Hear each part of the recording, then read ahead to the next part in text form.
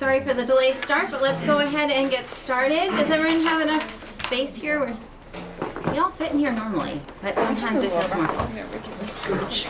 So thanks for your patience with that. So I am going to call the meeting to order. It is 6:40. Thank you, Herb, for taking minutes tonight because we do not have Shauna this evening. We always notice her absence when she's not here. She's very wonderful to us. As we get started tonight, I'd like to turn your attention to the agenda. Excuse me, Jen, can I just say, there's room at the table for everyone. I just have to be plugged in. Oh, okay, all right, I understand, sorry. Thanks, Mike. So we do need to make two small additions to the agenda, so we're going to do that now at the beginning of the meeting. So under item number 4, we currently have A, B, C, and D. In between C and D, we're going to add a topic to discuss the minority report and the actions that this committee would like to take related to that minority report. And then we also, I would like to add an item under number 6. So as the first item under number 6, to consider forming the communications subcommittee. And I'll tell you more about that when we get there, but I just want to acknowledge that's going to be a specific topic of our discussion tonight. Herb, did you get that for the minutes? I can say it again if you'd like. Yeah, I've got to get the minutes up first. Okay, are you taking them on the computer? Because I can email you the Word version if you want. No. Word version of the minutes? So you can type the notes into the computer? Or you're... I'm going to do it longhand. Okay. Yeah. They tell me that it's good for the mind. Did you see the article today? Okay. So we'll wait until you're ready because it's very important that we have our minutes accurate.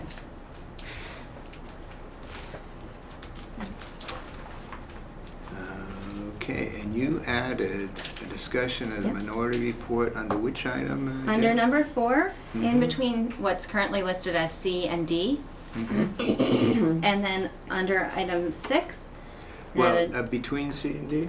Yep. Discussion of minority report? yes. Okay. And then And on 6? under 6, we're going to add a new first item, consider forming a communications subcommittee. And because I see some questioning looks around the room, that would be as distinct from a working group. So we'll talk about that when we get there. Okay? Mm-hmm. Questions or concerns about the agenda? No changes? Excellent. So as we get started, I just would like to remind the committee that our number 1 goal tonight is to approve the report draft for sending to the Agency of Ed for review. So we will be working towards that objective along with the other topics that we need to discuss. So with that introduction, is there any public comment tonight? No public comment? Great. So we're going to move on then to agenda item number 3. Could I ask that everybody that's not on the committee just list their name? Oh, there's Kate. I didn't see you there. Susan Rule. Okay. And do you know Howard? Katrina Kitch. DiNapoli. I'm sorry. Katrina DiNapoli. Yeah.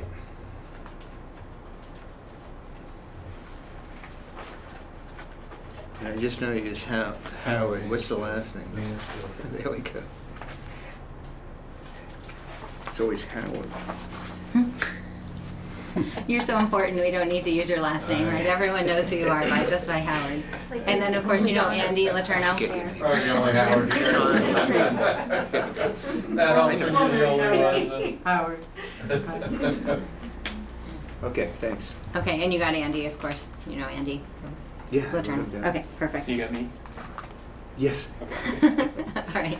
We want to be accurate in who's here and who's not, right? So, excellent. Yes, Steve is not here. Steve's away this week. I think we have everyone else though. Okay, excellent. So we're going to move to agenda item 3, which is to approve the minutes from the 7/18 meeting, which was the community forum, and the 7/20 meeting, which was our meeting that we had following the community forum. I apologize that there was short notice on this, but we did have sent out today a revised version of the community forum minutes. The minutes themselves were not changed, but the addition was the typed up version of all the sheets that we collected in that forum. And I will say, I noticed as I was going through all of my papers from that, there were also 2 sets of comments that were submitted by email. So I would also like to include those with the minutes, since that is part of the overall comments that were provided on that forum. Is that in addition to what's on the document that was sent out? Right, yes. And so those, okay, so you'll send those to me so that they're included in the minutes?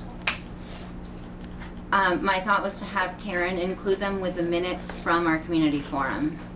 So they would be part of, basically the minutes from 7/18 include, you know, the actions. We didn't take any actions, but our official sort of one-page minutes that Shauna took, as well as all of the comments that were collected that night, including the things submitted by email. Are the things submitted by email in what we got this afternoon? Nope, I realized just shortly before this meeting that Okay. I had not sent those over to Karen. So if you guys have a concern about approving those minutes, not seeing those emails, we can certainly delay approving those. Or we can ask Karen to send them out in their entirety to the committee? Yeah. Okay, great.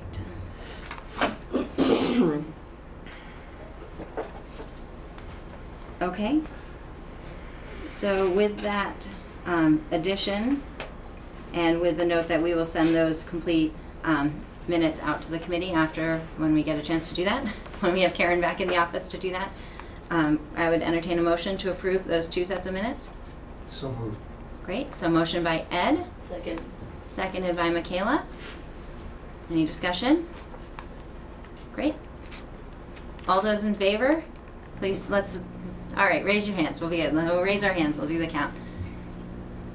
Okay, that looks like we have a unanimous vote in favor of approving the minutes. Sorry. Can you? Oh, I'm sorry. Yeah. I'm abstaining because I wasn't there for it. Okay, well then I will officially count it. So we've had 1, Nancy, you were raising your hand before, right? 2, 3, 4, 5, 6, 7, 8, 9, 10 in favor. Any opposed? And 2 abstentions. So 10, 0, 2. 3 abstentions, I think, right? Yeah, I put my hand in. Okay. 9, 0, 3.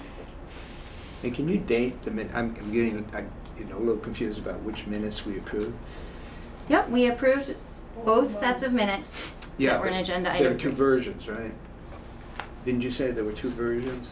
That would. There were minutes from 2 different meetings, from Yeah. 7/18 and from 7/20. And what we're going to do is for the ones from 7/18, it's going to include all of the feedback that we collected as part of the community forum. As sent out. Yes. As you sent out. Okay. I thought there were Plus other the 2 that emails. Okay. Okay. All right, so that was 9, 0, 3, so that motion passes. So we're going to move on to agenda item 4, which is to discuss the report, and item 4A, which is to discuss the article change feedback from our attorney. So I didn't specifically include the emails with Steve because basically you see the changes to the articles in the revised report draft. We really didn't have much back and forth. I asked him the questions that we wanted to ask, and he sent me back some new language, which is what you see in the report. So just to summarize what those changes were, if you look at Article 6, which is on some page in the report, It says 15 at the bottom. it's on the page labeled 15 at the bottom. Thank you, guys. So you can see Article 6 has some new language in the middle of it. There was a concern. Wait a minute.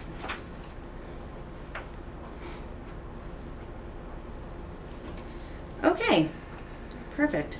So apparently I messed this up in the report draft. I'm sorry, you guys. So the language I copied and pasted from Steve's email, I copied and pasted it into the wrong paragraph. I apologize for that. So the language that you see added under operating funds, surpluses, and deficits, I think he put, all right, just give me one moment to collect my thoughts here. In his email, he has it under capital debt. Well, that's not right. Okay, Should it be in that first sentence? With capital debt? That's what I can't find.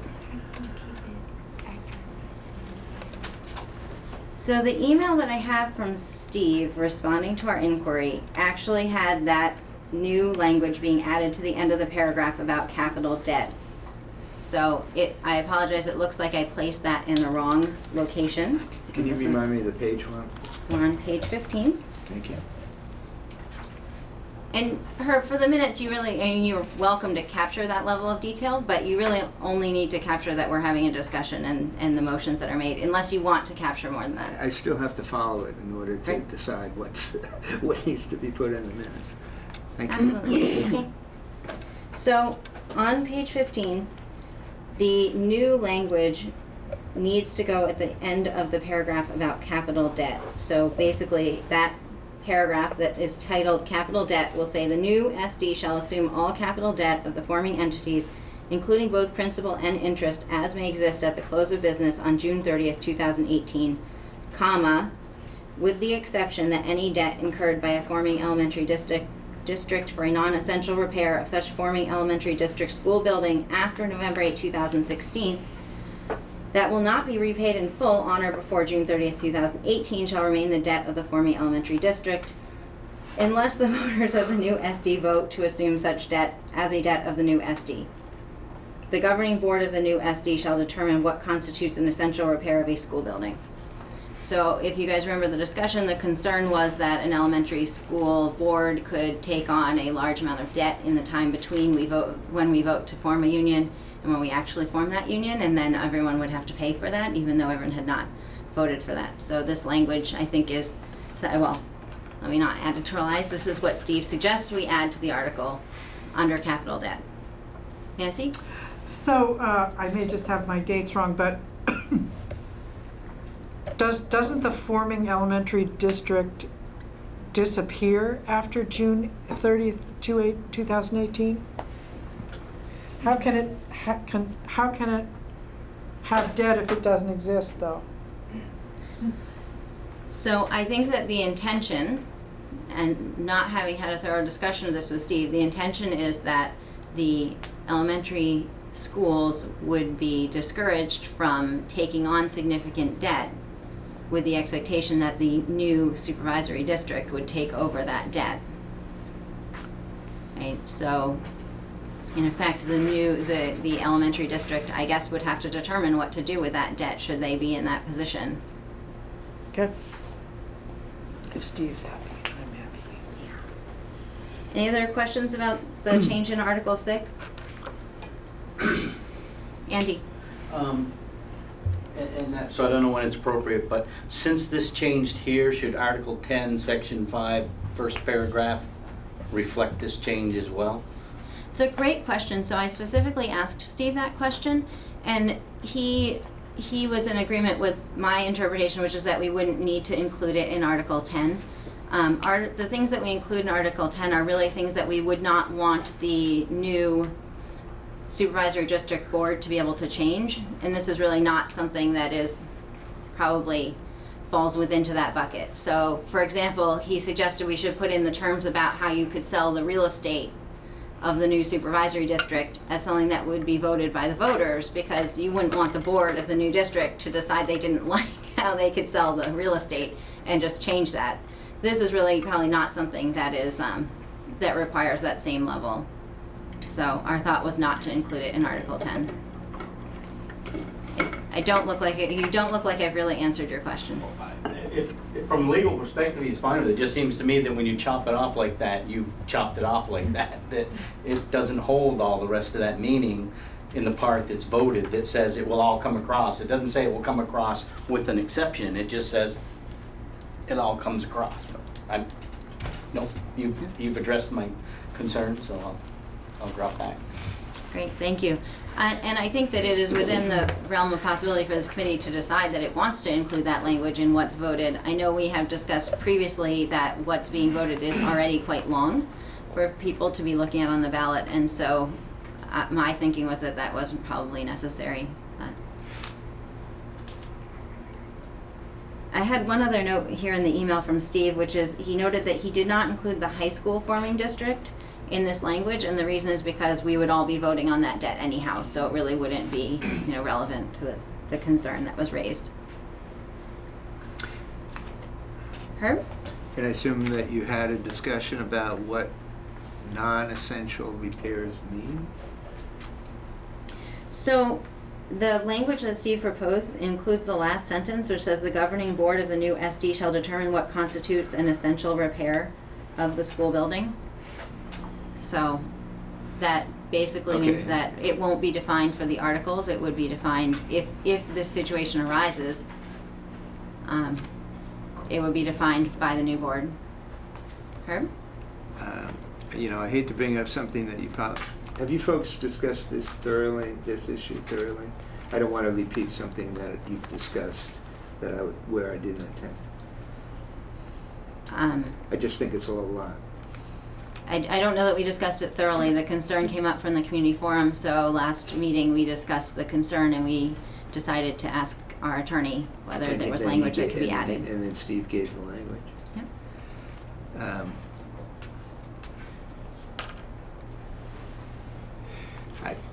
No one's going to build anything until November. Until 2018. Why would you want to take the risk of building something when you're going to have to incur the debt? Does anybody have a roof project? We've done our roofs, right? Oh, I think we have more roof to do. So Well, the intention that's a of this, risk. the intention of this is that there's been some media coverage, and this concern was raised at the community forum, that once we vote to unify, we'll pick on Starkborough, who might have a roof project, might decide next year to vote a $10 million bond and build an amazing, cool new school. I don't know, we're going way over the top, right? Yeah, I But understand the within a concern. year, that debt would be assumed by the entire unified union, where that debt didn't exist at the time that they voted to unify. So the intention was to make that not a desirable approach. I totally understand the concern and the problem. I'm just wondering if it might have gone a little bit the other way. Too far. And, if there's at least some process, if someone's going to start a project, or maybe they got it in the works, I think there needs to be some process so that the, the soon-to-be extinct school district knows whether it will have a project supported by the entire 5 towns. Rebecca?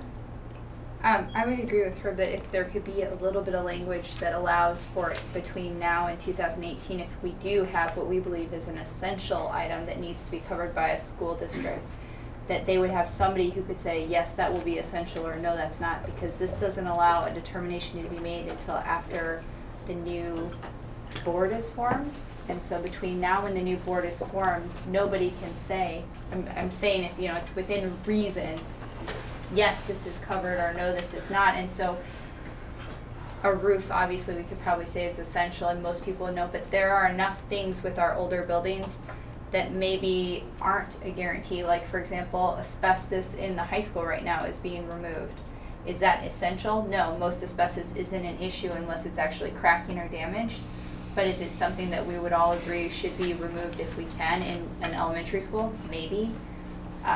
So a 2-year gap may not seem like much, but if we have something come up, it would be nice to know that if we need to do it, we could get the proper approval, just so that everybody's aware it's going to happen and that we can take care of it. So I would love to comment, right, that the board for the new supervisory district will be elected in November. So that board will actually be operational. So that board would be able to, under this language, while it's not, the supervisory district isn't operating as a school entity, that board is operating.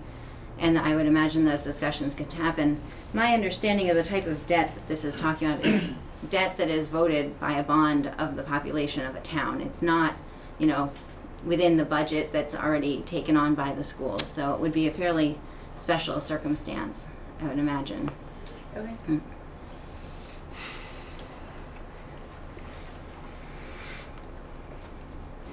Nancy? Well, I was just going to suggest in relation to what you just said, Rebecca, that I wonder if we could agree that the superintendent could make that determination in consultation with the facilities manager.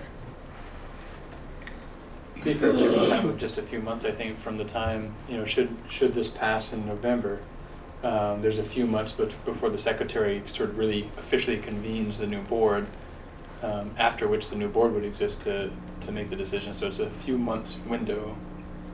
I don't think there's much risk there in taking that route. It probably won't even come up. I could just see the situation in a small window where somebody might be concerned. Well, So I would like to have an impression from the entire committee whether we want to go back and revisit this language with the attorney or whether we're okay with the language as it exists. So, Ed? I think the language is satisfactory. There's no major planned project now in the works. The only thing that could come up is something wholly unexpected, hurricane damage, something like that. And it has to be done. And then there's a sound argument for it being essential. Don? I would agree with Ed's comment, but I would also add that the policy right now, the executive limitations prohibits the superintendent from allowing any of the grounds or buildings to, decay or rot out from under us or whatever you want to say, but any of that from happening. So there's our connection. You work with the current board, you will work with the future board, and it's in your best interest that the buildings are all maintained. So there's our connection. Kayla? My only concern is that the whole point of why we're doing it is this sort of thing, so like don't incur a bunch of debt. I'm not convinced, I know Nancy mentioned it, but that a district that has ceased to exist can carry debt. So I'm just afraid that like what we're saying is the consequence isn't legally possible. I don't think that you can have debt in something that doesn't legally exist. So that's my only thought about it. I don't have a problem with it in principle. It just seems surprising to me that it's written that way, because it just seems, if it's gone, how does it have debt? And what does that mean? Does that mean that a percent of the debt goes to the municipality? It should be associated with that. It's that part of it. If you got down to the nitty gritty, it's like, well, I don't know, but I'm not an attorney. I guess if Steve thinks it's good, maybe it's good, but it does seem weird to me. Okay, so I think we have a couple of paths we could take with this article. The way I remember our discussion last week was not that we absolutely had to have this. We wanted to explore whether we wanted to add something like this. We could decide not to add the new language if we feel that it has issues. We could decide to add the new language as presented by Steve, or we could decide to ask further questions about it. I would strongly suggest that if we want to ask further questions about it, that we are very clear about those questions such that it does not delay our ability to finalize the report. As I don't feel like this is the kind of issue that we need to all come back together again to find out what Steve said. Now, you can prove me wrong on that, but that's my sense of it. Would anyone like to make a motion about what, or I don't know, do we need I guess we probably need a motion, what we want to do with Article 6? One of my ideas of a path, or someone else's idea of a path that we could follow?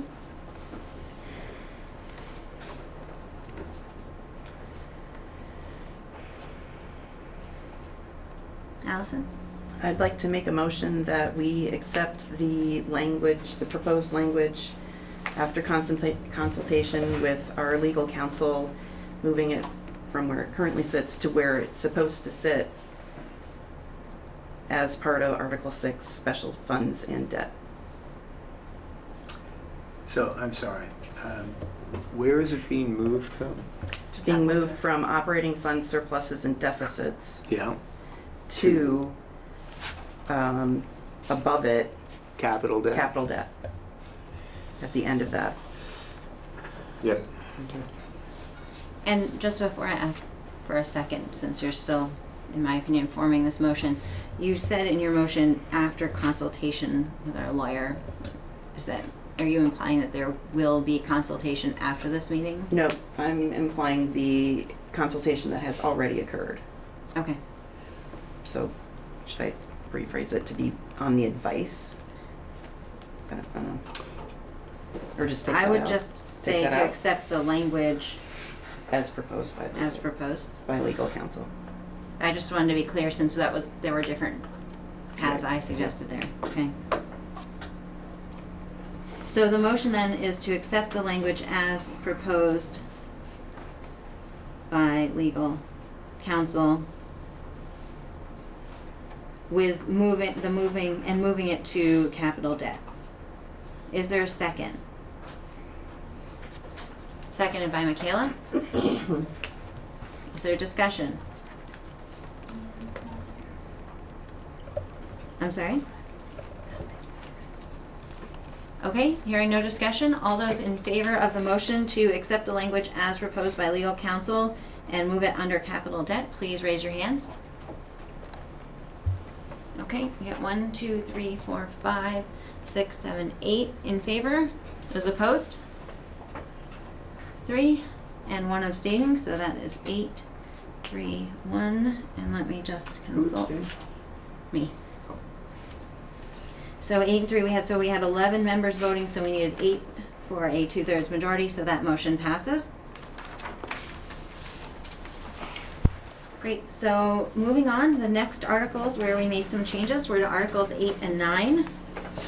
We discussed at our last meeting changing the number of board members from 15 to 13, and we did get okay from Steve, from our attorney, to make that change. So I have updated the language accordingly. Our attorney will be updating his letter that gets submitted with our proposal that discusses our equal representation and proportionality. So I don't have a new copy of that letter, but that's something that is a legal opinion, basically, about our representation being constitutional. So you'll see those changes of the numbers cascaded through Articles 8 and 9, and they also are updated in Article 10 accordingly. There is one other change I want to mention on Article 8, just in the table that shows the number of school board members by town. I removed the column that shows the percent of the total population. That was a suggestion by AOE that was not necessary to include those percentages in this table. I think if we felt strongly about it, we could put it back in, but that we were just required to have the board members and the town population. So, Nancy. Just 2 things. I would suggest we put the percentages back in, and also just want to make note of the fact that the change in number of board members needs to be also reflected in the in the appendix where we're talking about savings based on number of board members. That piece needs to be changed as well.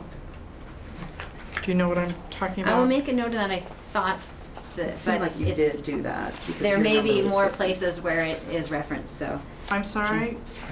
You're right, it's not changing, the dollars may change, but Can you tell me what page you're on? Yeah, I'm looking for it. Just so that I make sure that I catch the right reference that you're seeing. Yes, it is page 47. Okay, thanks. Sarah. Just in the table, the total 15 didn't get changed to 13. Thank you. That would be kind of a bummer. So that's probably all over the place. Herb? And I think you still have Bristol down for 5 in that table. We're supposed to have 5. And I think it should be 4, shouldn't it? Well, I'm confused then. In the paragraph above it. Yep, so we're allocating board members by the largest remainder method. I think that's the right term for that.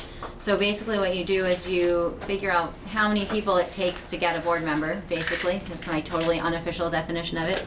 So the way that the math is working, the math all changed, and I know it's difficult. I find it difficult to read it with all the strikeouts, but now for every 819 people in your town population, that equals 1 board member. So the first set of board members are allocated just by, for every 819 people you have, add a board member until you don't have 819 more people, and then you don't get any more board members. There's no actual rounding.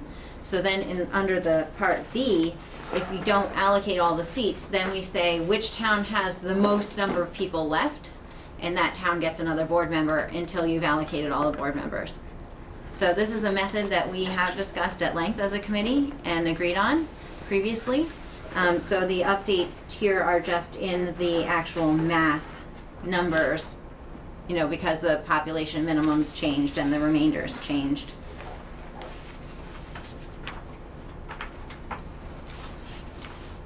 Michaela? I might be getting ahead of you.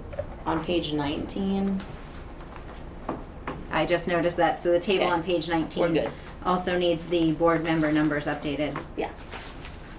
Nancy? And I think from what you just said previously about the allocations of board members, and I must have missed that conversation in the committee, I don't recall it, that's why you decided not to include the percentages, because the percentages aren't dictating the numbers. Right? So to be honest, I'm not certain why.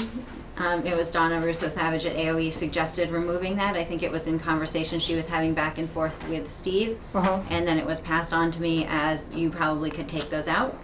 So I took them out. I think if we felt strongly about it and we wanted to put them in, we could put them in. It wasn't, I didn't hear it as a, you have to take them out because it's bad to have them there. I think it was more just that it's not providing any additional information is how I would understand that. I'd be interested to hear what other people think about whether it's helpful to have them or not. Patrick? Seems to me if they were to be there, there's an additional column. I think the intent was to kind of give folks a sense of what percent of the total population does each town have compared to the percent of the folks sitting on the board that each town has, to see are they somewhat in line. So I think having just one column as it is now, percent of population, without the other, we don't have the comparison that we're offering folks, so it should either be both or neither. And I'm just looking because I think, I was thinking that we had that. We had tables like this that had board members. We don't have those anymore. Charts, sorry, the pie charts. Yes. But we didn't include those. We, the committee decided to take that pie chart out. Okay. So at this point, we're not presenting that percent of board member, right, what you just said. I believe that will be in the attorney's letter about our equal representation, which I think from other reports I've seen is part of the overall big, huge package that gets all stapled together and PDF together. Allison? I'd just like to say that I think if we put back in the percent of total population, somebody looking at that would question why we're changing the numbers the way we're changing them and not understand the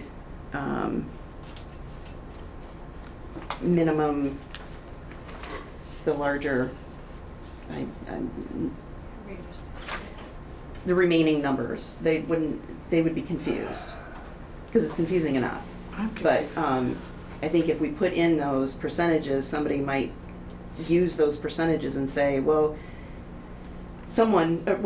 Bristol doesn't get 5, they get 4, based on these percentages, if somebody were to do their own math without using the entire article to help them do that math. So I think the less information we present that would be confusing to someone would be better.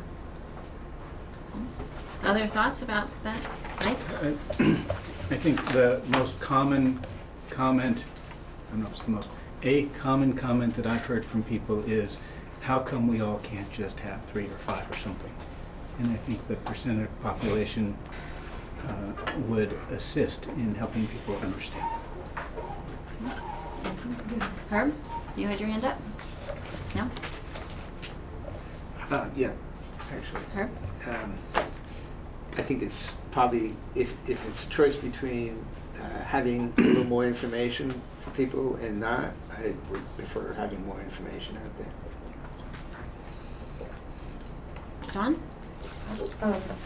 I don't know that total percent of population is needed from my way of thinking, but that number that you gave where the number of people equals the board member may be a more important sort of asterisk maybe to include. Then with the town population, people could calculate according to 881 people equal 1 board member, then they could calculate and see the connection between the number and the people.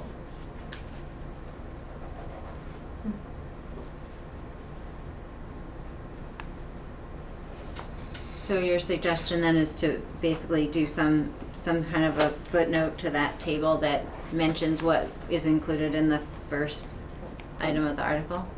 Just a thought.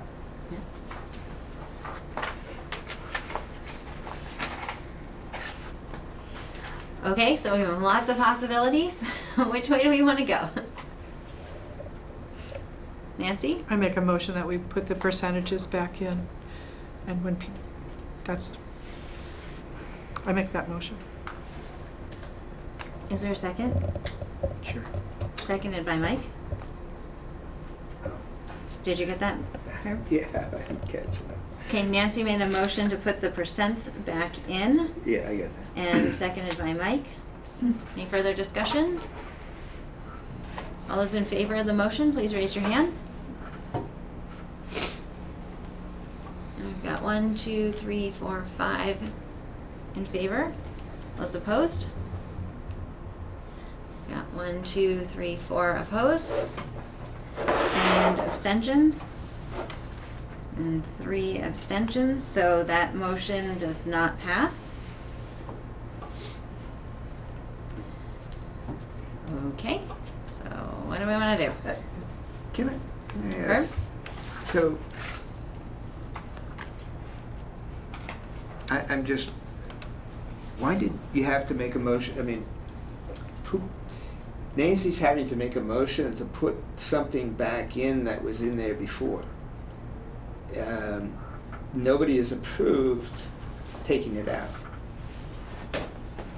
So, you know what, I really don't care if we have a motion or not. What I care is that we do what the majority of the committee wants us to do. And it's great to have different comments be offered by different committee members, but that doesn't get me to a place of knowing what I need to do with this document, Except so. that the document started out with the percentages in.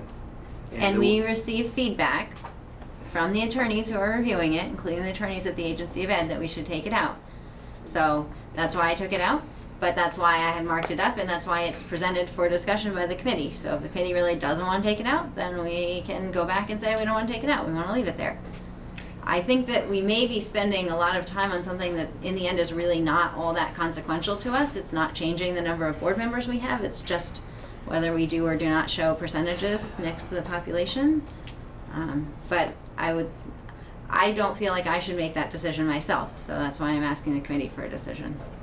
Caleb? I think Herb had a good point that it is a little, just based on that, maybe we need to clarify exactly what we're doing. I kind of heard that Nancy was saying maybe the changes we would be adopting would not include cutting the percentages. And whatever but that makes it a little confusing, and then you're kind of saying you've made the changes, but you're kind of running them by us. Maybe it's more accurate to say we're going through one by one and deciding whether to accept these changes, right? And like Sure. that, so that's the action that we would take, is that we would go to the article that we're on and say, just as we did in the last one, we accept the changes, but with a small addition. In the last one, we moved from here to there. And so I think in that way, it's true that right now, those percentages are still in there. And so to that point, I guess I would just move that we accept the edits, the red lines in this article as written. We can discuss. Okay, is there a second for, Yes, with the friendly amendment, that we just allow for any clerical changes throughout the rest of the document to reflect the changes in this amendment, because we said in the appendix that it might not be the same, so that the numbers get changed, and I would second it with that. since I have restated the motion, you can make a friendly amendment, or do you consider that amendment to be friendly, or? I do. I mean, I guess that's just saying that obviously when we accept certain language changes in any article, it has ramifications in other articles. Like I think that's right. I'm kind of moving to accept the specific ones in this article, but I do think we've got to, The numbers just weren't correct in the appendix yet. The Right. attorney didn't catch it, so if the attorney missed anything, I'm just saying we can adjust those numbers accordingly. got it. Yep. Okay, great, so that, Herb, did you get that motion? Yep. Great, so that was moved by Caleb, seconded by Rebecca. I just need clarification. Yeah? Mike? Caleb, you mean in this article only? I mean in this article only, just in this article only. That was sort of my impression of how we were taking it, was one article's comments at a time. So that's what I meant, but And did you say all of the marked up changes? in this article, yeah. But I was. And I appreciate you helping me to clarify what I was saying about what we're doing. I do want to be clear, though, that I think that at our last meeting, this committee voted to pursue a 13-member board, right? So the red lines reflecting a 13-member board, I would consider approved by that determination at the last meeting, right? The changing the percentages was not approved by the committee. So I just want to be clear, I don't think we need to reapprove things we've already decided, unless we want to. Okay. Any further discussion? The motion? So the motion is to accept the language as proposed for this article, including any clerical adjustments needed to update throughout the document. All those in favor, please raise your hands. Okay, we've got 1, 2, 3, 4, 5, 6, 7 in favor. Those opposed? 1, 2, 3. Kate, are you abstaining? Okay, so that was 7, 3, and 1 abstention. So we need 8 for a majority, so I am going to vote in favor of the motion. So the motion passes, so that will be 8, 3, 1. Great, so the, Jen, can we move on, what? if I might? Page 47 was mentioned. 46 needs to be reviewed in conjunction with 47. It almost looks like you're replacing the table, but the number, you can't just change the numbers. There's a whole different meaning in the two tables, but they both need to be looked at. I don't know if you meant to keep both or one gets rid of the other. The newer one gets rid of the older one or not, but it just needs some scrutiny of both pages. Thank you for flagging that, so we can certainly discuss that. The intention was to replace the table on page 47 with the tables on page 46 because there were some concerns raised from the community and that we discussed at our last meeting about the way the information was presented in that table on page 47. So that's why you wouldn't see that table updated. But when we can certainly talk about page 46 if you have different concerns there when we get to that part of the meeting. Very good. So that diagram really should have a red line through it. Well, it does. It's just, It's on the bottom. it's hard to see a red line through a picture of a, in the document it was struck out. I'm sure of it, but yes. Well, and I'm just clarifying, but in what I printed with color, the ones that are added have a red line under them. And this old figure also has a red line under it. So to me, that means it's not being removed.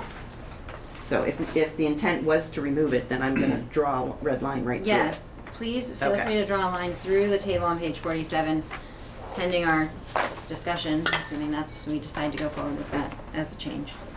So I'm going to keep us moving, you guys. So just pointing out that in Article 10, that has just been updated accordingly to the other updates that we have talked about. The other one, and I think I can't remember if we talked about this at the last meeting, that Steve and Donna suggested that in Article 10, Item 4,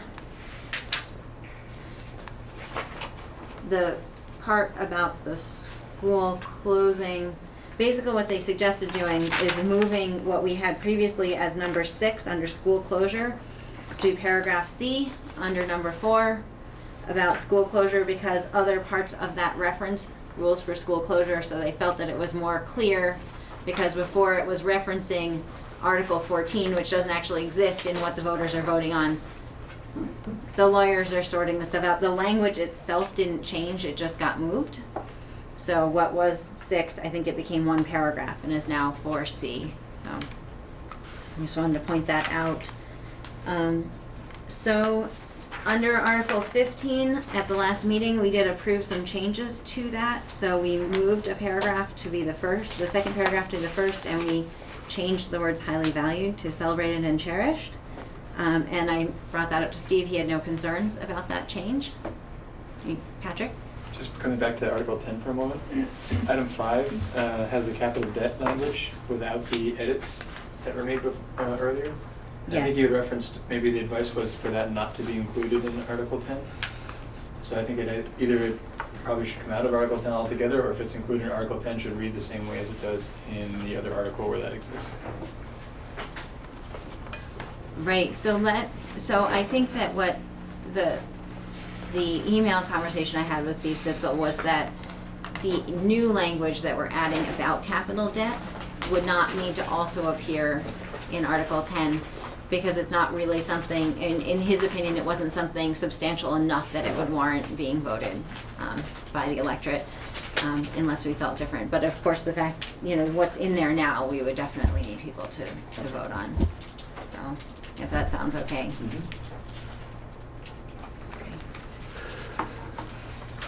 So Article 15, he had no concerns with the changes we made, so those changes are represented here in red line.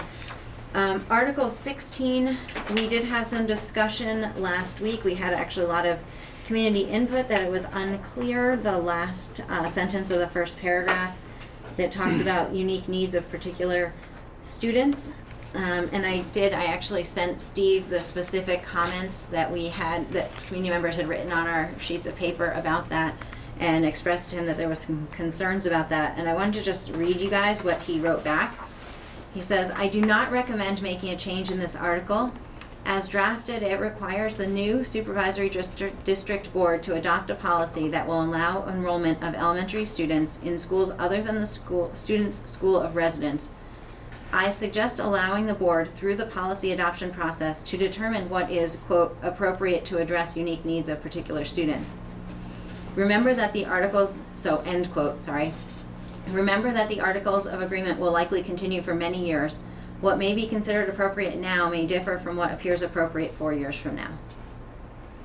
So I think we had not made any sort of motion to change that language at the last meeting, but there was discussion, and so I honestly don't remember if you guys explicitly asked me to ask him, but I asked him anyway, and that was his recommendation, is that we do not change that. I think actually what we did is we had a motion to change it and it didn't pass, and then we didn't do anything else with that. So I did want to share that input from Steve. So I would interpret that to mean, like, sometimes in legal documents things are not always as clear as we would like them to be, and there's a reason for that, because it allows flexibility in situations that we may not have envisioned. There's one other thing I want to follow up on related to Article 16, and I'm going to look in the back at Andy for this one. So Andy, you specifically asked about the last sentence of Article 16, where it mentions the public high school choice under 16 VSA section 822A, and you had asked if that was in fact the right section. And so I looked, and it's actually, in my opinion, quite confusing. There is a section 822 which has paragraphs A, B, C, which is, I don't even remember what it's about, but then there's actually a separate section which is called 822A, which is not the A that falls under 822. It's different, and 822A is all about the public school choice. So while it is perhaps unfortunate naming or numbering of those, that is in fact the correct section to be referencing. So we had that as a follow-up question. I just wanted to get back to you on that. So you're saying that it's 822A without parents around the A? Yes. And that I was, okay, no, good, thank you, I just got it. Yeah, and it is confusing. I looked and I said, well, this is what the AOE told us to reference when they told us to add the language, so I was fairly confident it was right, but if you look that up, you'll find that that is where that public school choice lives. Okay, so those are all the changes that were made to the articles based on the community forum and the discussions we had last week. Hearing no other concerns, I'm going to move on. Howard, thank you for joining us tonight and for being patient as we get to your item on the agenda. So Howard has brought us some tax rate projection information, hot off the presses for us to review this evening. I know folks were quite interested in having a look at that. Nancy? I'm sorry, I don't want to, as this goes around, could someone just explain the changes to the projected savings that are in the appendices? Yep, so we're gonna actually, our next agenda item is to review the report draft. Oh, okay. So. That's fine, great. So we will come to any other discussion about the report Great. then.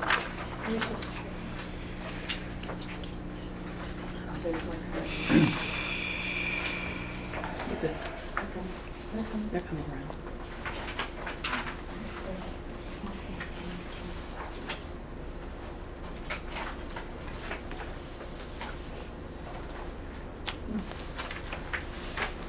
I think we are short one. Do you have one more copy, or is that? Sure.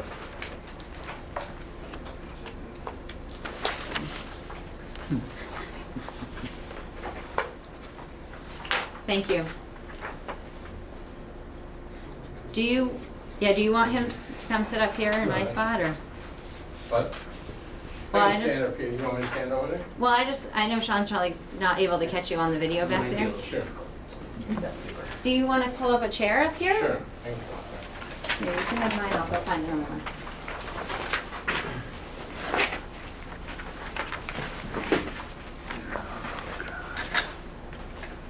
I really have to put all my files in one spot.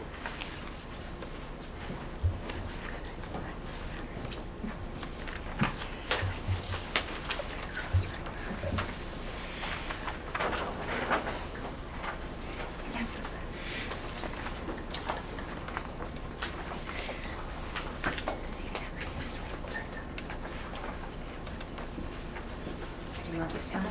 No. You want to be there? So initially, the Vermont School Boards Association provided us with a financial model where for all the districts, we could only put in 3 numbers. Those numbers are listed at the bottom. One is change in education spending. Another one is change in equalized pupils. The other one is change in the grand list. That's all we could do. We couldn't change anything else. And we couldn't do it by school. We had to aggregate everything together and do it. So what we did is we contacted Morgan Daybell, who was in Franklin Northeast Supervisory District, and he had done this before, but Spell the name? Morgan, M-O-R-G-A-N, Daybell, D-A-Y-B-E-L-L. Okay. Franklin Northeast group. Okay. So what happened was he had worked with a model like this previously. So what he did was he helped me develop this model, and we finally got it fixed. The problem was that he was gone for several days on retreat, so we couldn't get that earlier. So what I've done is I've gone through, and if you look at the bottom of the first page, you can see where I put in some assumptions. These assumptions come from reviewing the data that we've had that is historic to see how much the changes have occurred in both the education spending. So you have to remember, this is education spending, which is the total education budget minus any grants or other revenues that you have. You come down to education spending. So that number, I went through the histories of all the schools, went back many years and tried to figure it out. Now, you have to remember that just last year alone, we had a teacher's contract that was settled at 3.25%. So I had to consider that when I put this in going forward.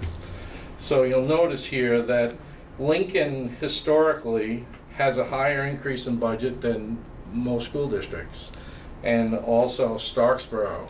So those 2 budgets I put at 4% increase, and the other ones I put at a 3% increase. I'm sorry, Howard, can you say again, maybe just between when and when, or as an average change, or? This is an average change over the years. We go back to 2012 with this. So you looked from 2012 to now? through now. That's And you correct. came up with an average annual change of? Came up with an average Okay. change. Okay. FY12 to FY16? Yeah, through 17. This year too, for fiscal year 17. So 2012 or fiscal year 12? No, 11, 12 Okay. through Thank you. 16, 17. Actually, in the formula, fiscal year 12 becomes a base in the model if you fill it in. So, change in equalized pupils. You can see I put Bristol at 0. I put Lincoln at 1%, Moncton at 1%, New Haven at 0.5%, Starksville at 1%, and we all know that we've lost students at Mount Abe at pretty high rates. Not only did I look at the progression of the rates, I also looked at the grade levels of where we were going. So I looked at grade 6 over to see how the trend was going, and then I looked at grade 5 to see if we were going to gain any more students.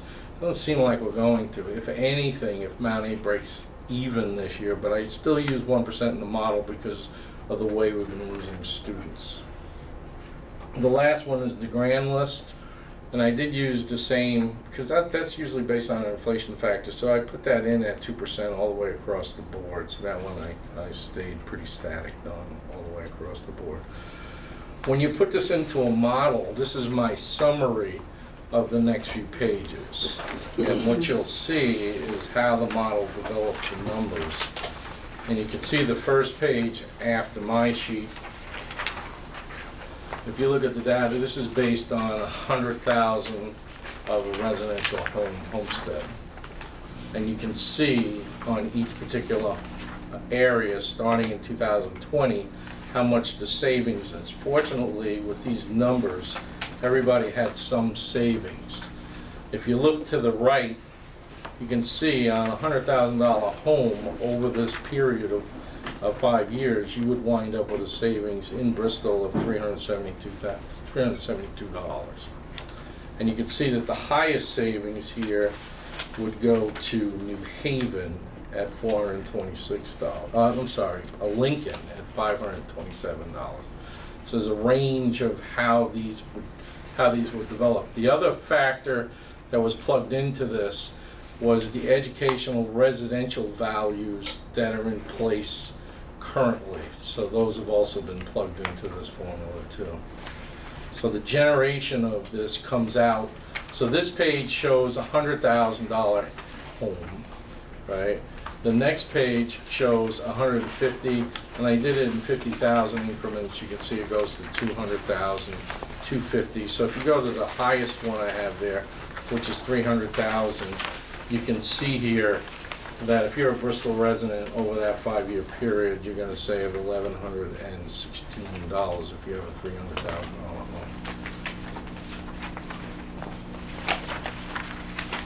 So I have electronic, I can send anybody here if they want to see the electronic model that supports this. I'd be glad to provide that to anybody who wants it. That'd be great. I can send it to the whole committee. I mean, there's about a 26-page backup formula to this that you can enjoy yourself looking at, and I think you'll be able to see how the model works. So. Wow, Howard, thank you so much for your work on this. I know it's not a small task to try and to figure this out, so I really appreciate it. I know I bugged you a lot of times about it, so I really appreciate it. Are there questions for Howard on the data? Herb? Yeah, so Howard, thanks very much. This is great. I would like I don't know how you can handle that, Jen, but yeah, I would love to see, how the spreadsheet was developed. Want to send it to you, Jen, and you can send them out, or? Sure. Typically, Karen sends stuff out to the committee, but is she? Is I Karen can send out them of to the office Karen. Sure. the rest of the week? Is Karen out, or she's here? This may be an issue of, terms, and I might not understand some of the terms in terms of how education taxes are developed. Do any of these figures take into account rebate issues? Not in this model, it doesn't. Okay, and that's the other caveat here. Each individual is going to have a different level of income that would have to be plugged in to be able to see how much savings you have. So when you have two poorer towns like Starksboro and also Bristol, those people would probably benefit a little bit more from the rebate. Well, they benefit more from the rebate. How would that impact, though, the tax savings? So it doesn't. The way the rate is set, it's set on the grand list of everybody. Do you follow how the tax rate is? There's an equalized tax rate that's set. Okay, and then based on that equalized tax rate is where you start. The other number that affects that tax rate is what's called your common level of appraisal. Yep. So everybody works off the same tax base, and then your base on your level of appraisal percentage compared to the way the whole state is determines how much you're gonna pay in that tax rate. Right. And those are in the model, Herb, so when I send you, you'll see those rates. Okay, yeah. Yeah. So, but, and again, I apologize if That's my fine. ignorance of this That's- stuff is probably pretty high. But let's say you have a $200,000 home in Starksboro, and you have income such that you're not gonna be paying, the full tax due. Some of it's gonna come from the state, right? Yeah. So when you say tax savings on a $200,000 home in FY20, that's the overall tax rate, but that's not that's the overall savings, as if there were no rebates. That's correct.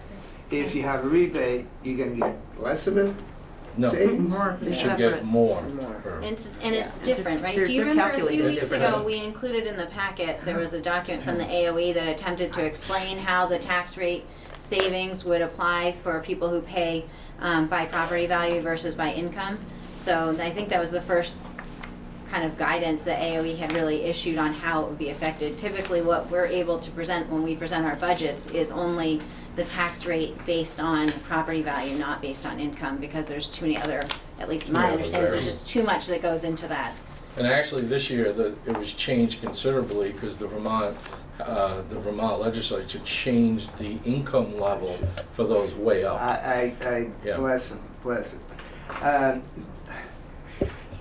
So everybody seems to understand that if you, let's say you have, $60,000 household income, and you have a $200,000 house,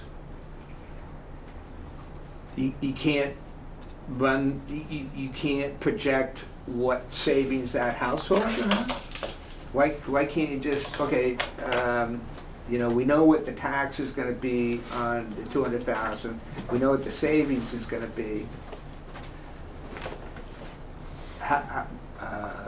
This model did not, the model that I was asked to do did not represent what you're asking. Okay. Is it possible to calculate that though? That would be an excessive time frame. Within the time frame that we have now, it would take a long time to do. I don't understand your question. Can you say it again? Yeah, and I might be fundamentally misunderstanding. No, you're fine. Yeah, you're fine. Yeah. how taxes are paid. So I think it's just in bringing it back to what we're doing here. I think it's important to be able to show community members, what sort of savings they're going to have from a unification plan. And I get it if there are no rebates. I think kind of like this does fine for that. What I don't understand. What it doesn't show, because obviously you say it would take a lot of time, it doesn't show, what would happen if your household income is such that you get a rebate. And people are saying, well, it'd be higher, but that could be, I don't understand a lot about the educational taxes, but if it was higher and lower, it doesn't, it'd be important for someone to know that. So, Herb, I would be interested, perhaps you could do some research for us. I'd be curious to know how many other study committees that have finalized their reports have been able to report tax data based for people who pay by income. I would love to see that, because I've only noticed that they're able to report the tax rate based on the property values. So, I agree it's not a complete picture, and yet I don't know that there is a reasonable way to do that. So how would you pick what income level to calculate it for? Well, How? Obviously you'd probably want some, median, mean, maybe a few scenarios, a lower income, a middle, sort of the middle band. Howard, this stuff a lot more than I do, but I would think you could choose, Jennifer, 3 sort of typical household income amounts and figure out what the savings would be. They're all different. Each town would have a different I calculation. agree. I totally agree. So I'd love to hear some questions from other members of the committee as well. Mike, did you have a hand up? And I saw you over there before me. I think I was going to make, maybe I'll phrase it this way, maybe I was going to make a statement. I guess everyone will have to determine what what it looks like to you. But when I look, for me personally, when I look at, in 2020, I may save whatever, $200 on my property tax. I'm pretty unimpressed. Just say that it's pretty negligible. So I was going to say that in part in response to Herb's questions. You can go through that. Yeah. We're talking pretty small numbers here. Okay, we need to keep one person speaking at the table at a time, please. That was my statement. So your statement is that the tax savings aren't that great. They're not, yeah. And we've said that all along. I'm not saying something new. We've said all along that there aren't significant savings to be achieved by this unification, but I think this helps us see that. Great. So I wanted to point out, I think Dawn found a hard copy, but I found the electronic document from the Vermont, it's on the tax.vermont.gov site, about how merger incentives affect my education property taxes, that talked about the issue of the income rate. So if anyone wants me to send that link, I would be happy to send that. Yes, please. And I can send it to the committee following this meeting. Okay. Or I can send it now if people won't look at it now. All right, Caleb. Question for Howard. I know you're going to send the spreadsheet with the formulas. Looking at sort of the aggregate and looking at Lincoln and Starksboro and how there's a fairly big difference there in terms of aggregate savings, about a 3-to-1 ratio over the period you're projecting. Are there some obvious places, obvious drivers for that you could allude to? I'm thinking of the fact that, does that take into effect assumption of debt, and so schools that have higher debts that are being assumed by the group would see that baked into their savings? Is that a factor? I'm just trying to think of what the factors that would lead to, say, specifically that disparity between Lincoln and Starksboro, for example. It's just the size of their budget in comparison to equalized pupils, so it goes through. So you'd have to see the basis for the formula. So I'd have to, if I sent you the electronic model, you could see the different columns that are involved in those calculations. It could be the difference in the CLA too. You have Moncton with a CLA that's low. That's in my understanding, again, I don't see Steve here tonight, but I know that they're going through a reappraisal. We have another school that has a CLA of 104. So anytime you have CLAs that are in the 80s and some at 104, you're going to see those disparities. Right. But is specifically debt finance calculated into it? Before Yes, and after? It would, because basically anytime you look at a school budget, if it has debt associated with it, it's in that school budget. So you're using education spending, which does include debt. And Howard, just since you were talking about the CLA, so the tax rates that we see, like on page 2, for example, does that factor in CLA, or is that before the CLA? That's why I would give you a CLA sheet that shows that. These are the ones after the CLA. Oh, okay. So, but there are ones, that's why I have to send you the spreadsheet. Otherwise, I'd have to print out about 26 pages and give them to you. I think it would be easier if you looked at the electronic model. Well, Michaela, did you have your hand up? Nancy? I just want to make sure I understand. It's fascinating to look at this, but I just want to make sure I understand it. So we just look at that $100,000, that page $200,000 page. So, because I've heard people say, and I didn't think it was true, and clearly it isn't, that if we unify, everybody's tax rate will be the same. Well, that's clearly not the case, because of the CLA and other factors. But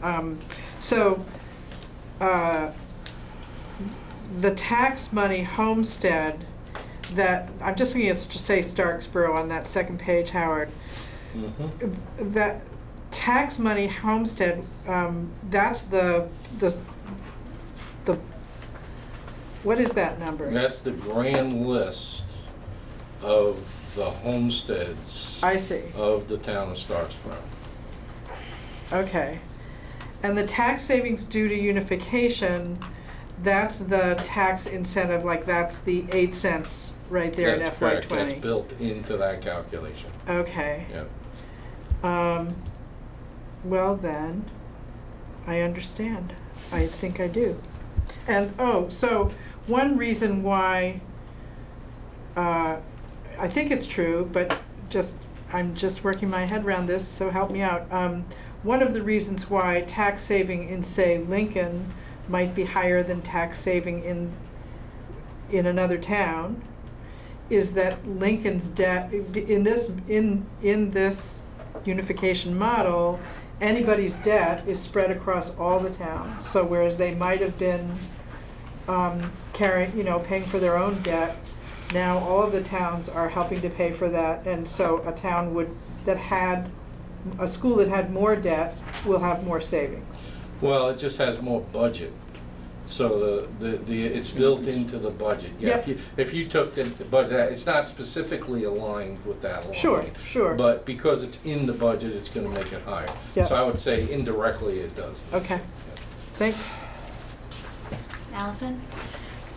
So I would like to offer a response to the fact that on page 2, tax savings on a 100K home, the example that was given was Lincoln. So in FY20, the tax savings on that home would be $130. Mhm. It may not seem like enough. It's not a lot. Yes, I'll give you that. But the tax savings due to unification are $145,294. So that's an 8 cents decrease on your tax rate will do for your school. It will save your school $145,000. Sorry, where are you looking? Page 2, Yeah, Lincoln. yeah, So the tax savings on a 100K home in FY20 is $130. You Yeah. see that? Yeah. Okay, so Yeah. go up 2 lines. Tax savings due to unification is $145,294. oh, when you So multiply that by the that, numbers, right. to me, is a teacher and a program. And that's money that we don't have to ask our taxpayers to pay because we're getting the tax incentive. That's correct. So that's a teacher there. And over the course of time, the 4 years, Lincoln saved $608,032 with those tax incentives. So the taxpayer might only save $527 over that time frame, but the school retains $608,000 that you would have to otherwise ask your taxpayers to pay. No, it's money we don't That's spend. a significant amount of savings in It's my money we don't eyes. spend. So this is very helpful, teacher Howard. if Thank we you don't very, spend very it. much. Okay, hold on, let's have one conversation, right? So, Ed, I think you were waiting. I was just gonna say, go to the lower right-hand corner for the aggregate savings, $100 million. No. That's the tax That's dollars That's raised. right, so that right there is the aggregate. 2.6 million. 2.6 is correct. Yeah. I like the 100 million better, Ed. But the fact that $100 million in taxes is raised in these 5 towns in 5 years, Well, that's what, fiscal 17 to fiscal 24. So, 5 years? I just want to ask, so Howard, is what Allison said accurate about the? That's correct. Right, so it's equivalent to that kind of spending, but It is. what we're actually showing is, like, do we still have that money in the school budget to spend, or we don't have that money because we aren't raising it by taxes? We don't have it. No, what it is it's in there. You're being subsidized by the state. So the state is giving you that 8% money. It's giving you that 6% money. It's giving you the 4, giving you the 2. You're still going to have the same budget line. That's not going to change. So Okay, so if we had the same budget from one year to the next, we would be able, it would be kind of like having a surplus, right? We would be Correct. able to subtract that money out of the amount of money we had to raise by taxes. Correct. So we do have that money. Yeah, so if you look at that line that Allison's referring to, or Ed referred to with the 2.6 million, you can see how it affected each year. If you go up and down, you can see that it changes based on that total, and you can see how it impacts. So. Well, and I think that's a really important thing, because I heard different responses, and I had my own response going on in my head, but so it's really important for us to understand what that number means. Great. Ed, did you get to say your comment? Yes, okay. Mike? So, so just wrapping my head around it, this is the short-term tax incentive provided by the state to do this unification. Yep. So what would 25 look like when the tax savings go away? It would be whatever you raise, you would no longer have an incentive. The tax savings go away before 25. When do the tax savings go away? One, You only have get 'em for 4 You only years. get them for 4 years, so in fiscal year 25, Yeah. they're completely gone. So then the other question I had was, Howard, when you send the whole sheet, I was just curious at the Well, very let nice me- round numbers. Yeah, well, let me just tell you, it's, when I send you the sheet, it's not one sheet. You're gonna get 5 different sets at 100, 150, 200, because it's the only way that you can work the model.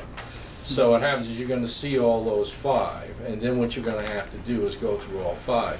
Now, the data is all in there, and it's very well labeled, so you'll be able to see it. But just one of those spreadsheets for 1 year is about 26 pages if I printed them out right now, and you're gonna have to follow them along, because one of the ones is not to, and the other one is if you do it, and you have to follow the trail all the way along for every year. So, but my question was, will I be able to see, I was just curious at the nice round numbers in the change. I in expense. rounded these up. And I understand, so will I be able to see whether it's 3.8? No, but what you would see in there, you would see an average over the years. You would see, I put in the 12 number.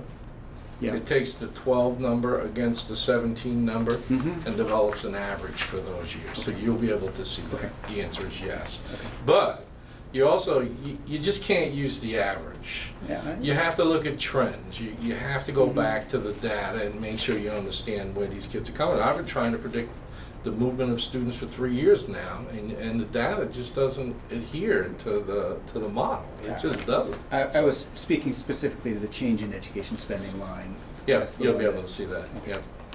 Great. Allison? So in terms of the Mount Aid tax rate, how is that included in this?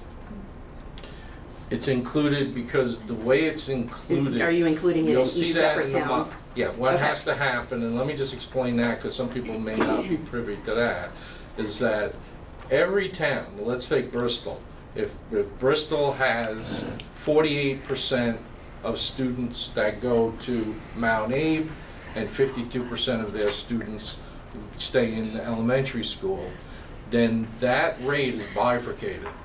You pick up a portion of the Mount Abe rate at 48%, and the Bristol rate is 52%, and then you have to do that for every town. That's the way Mount Abe is absorbed. So, And in that model, you'll see the bifurcation of how that comes through. so in what we have here, we only have the 5-town elementary school spending. We don't have the Mount Abe spending included in this. No, because it's melted into here. Because each town, Right, but Mount Abe is, we only see $11 million, whereas we should see around $24 million You when we would see include the the ed Mount- spending you for would Mount see the Abe. Mount Abe change inside the worksheet, yeah. So these are just numbers for the elementary schools? That's right, but they, Okay. yeah. But the tax But they rate take includes it. the The whole tax new rate district. includes Mount Abe, it has to include Mount Abe. Okay. So. Nancy?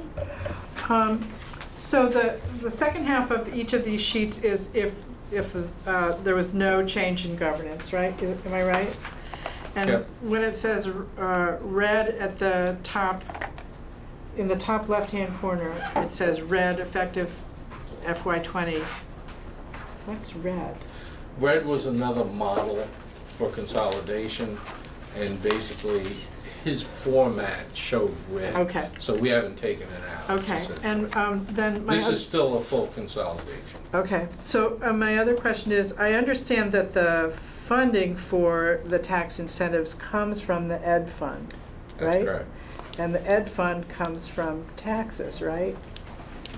So how does the Department of Ed raise the money that they're using for the tax incentives?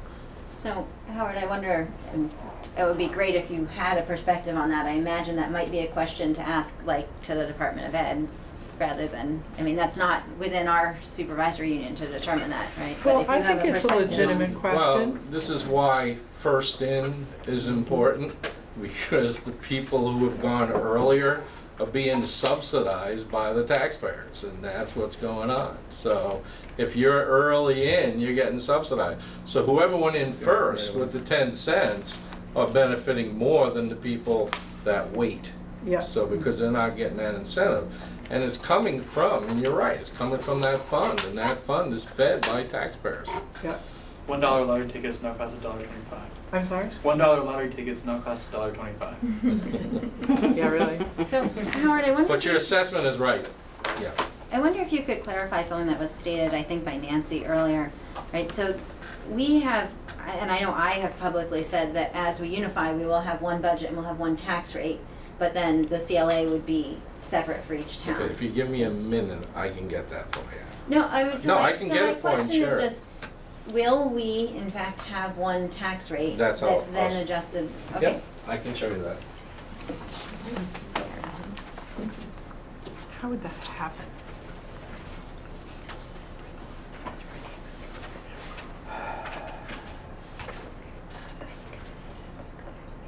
Do you need the projector, Howard, or? No, I can make copies of it.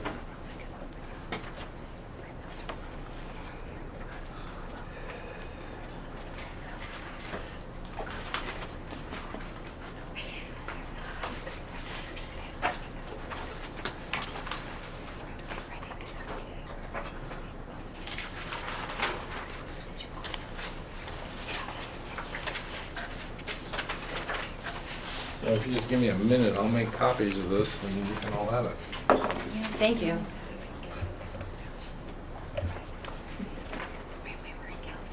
I just want to get a sense, how many folks are still waiting to ask questions? Herb still has some questions? Okay. Well, you're welcome to ask, but we might have to restate it when Howard comes back in. We all get the homestead declaration, and then tax credits get sent to the town. And when my sheet comes, it says, based on your income of whatever, this is what's sent to the town. And then later on, our accountant does our taxes and says, oh, whoops, just kidding, you don't really make that much. You're getting more sent to the town. So is that going to affect this tax incentive, or are they gonna say, oh, just kidding, you don't get all of that? Or is that totally separate tax money?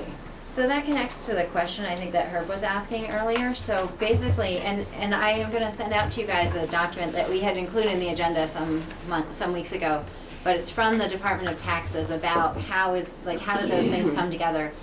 Typically, so school budgets are paid, taxes for school, I don't know, property taxes. Let's go with property taxes are paid in two ways.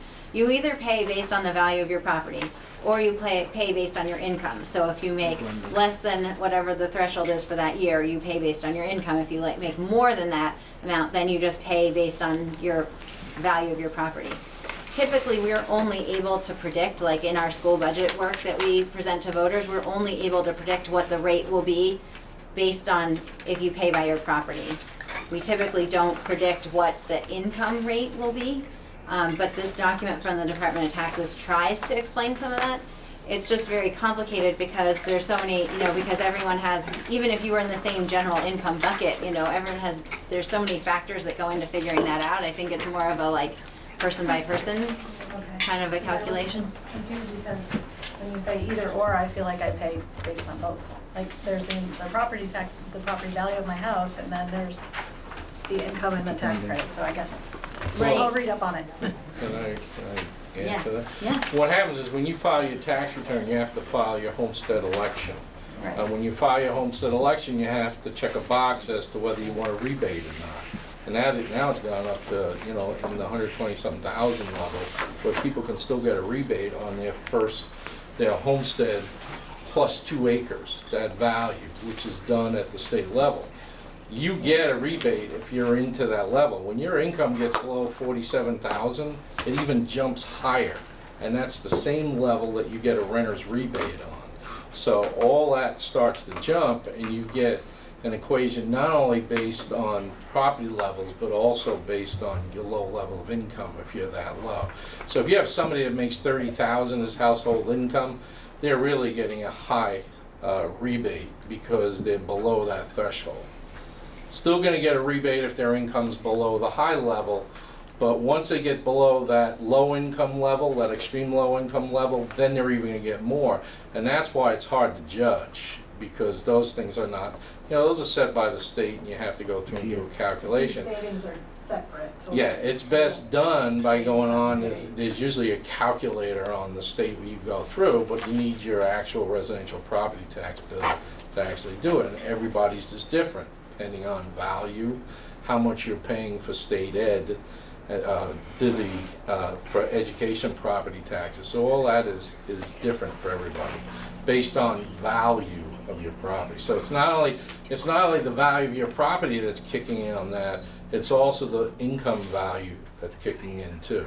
Once you exceed the level, then the rates that I just passed around here, those are locked in. So if you get no homestead, then you're locked into these rates that I passed out. So this is I just passed out the equalized homestead rates that'll be in play, and you can see where it says red, that should be consolidated, and you can see that the tax rate is even. Does everybody see that? Mm-hmm. And if you didn't change, you can see that the ones who would have benefited, everybody benefits here, but at a different level. And you can see that the biggest winner here under our assessment is Lincoln.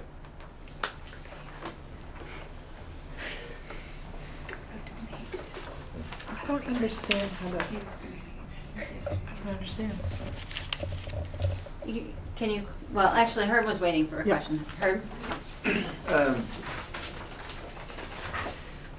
Display my ignorance perhaps again, but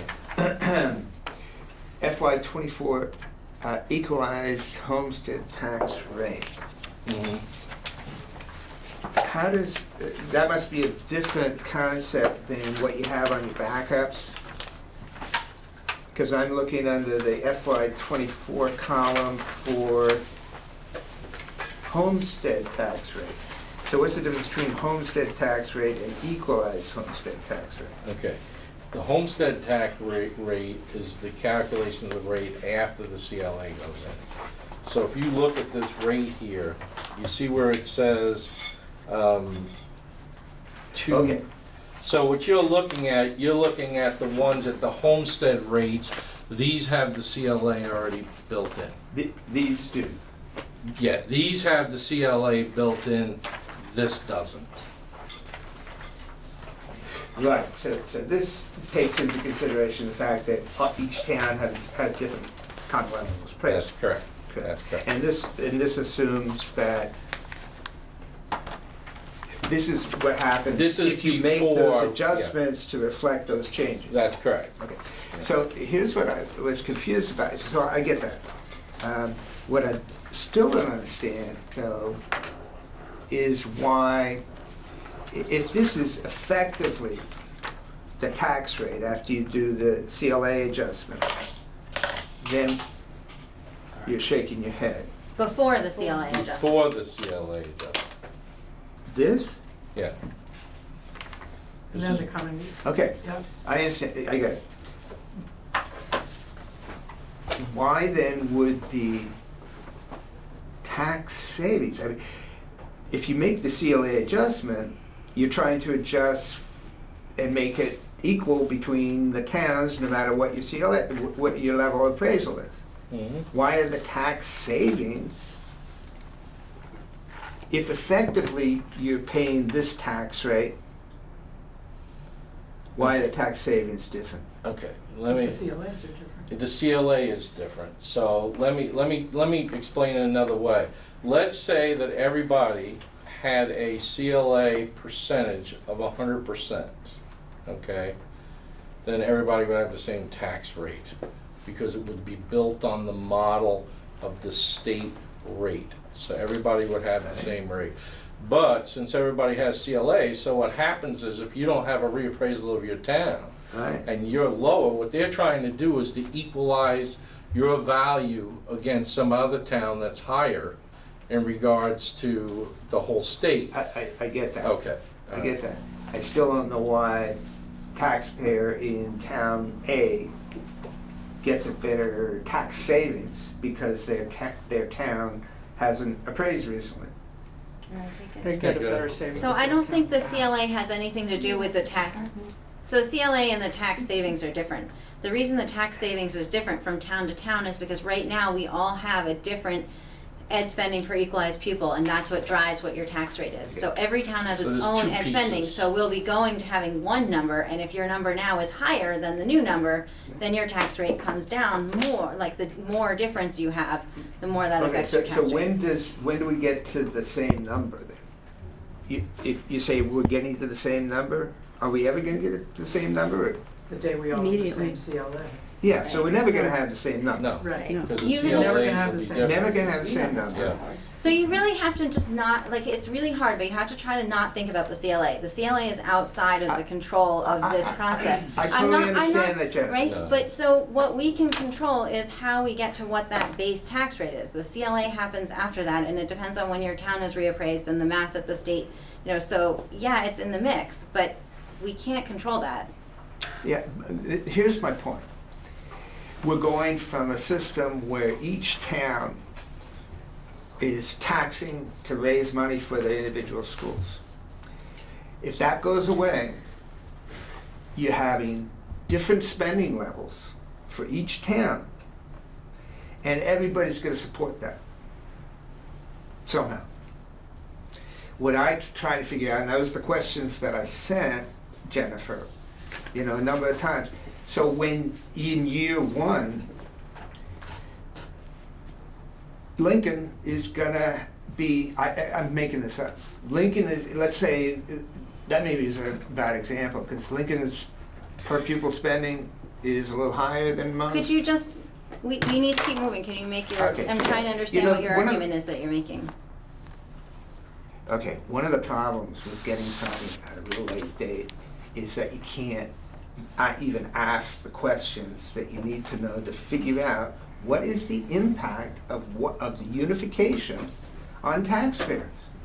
And I don't just get don't it. understand what question you're asking. Can you you No. started and then you stopped, so No, I don't withdraw. understand what I just question you're object to asking. this whole process. Okay, well, I'm sorry to hear that that's how you feel. No, Does I do. anyone else have questions about the tax rate information Howard's presenting?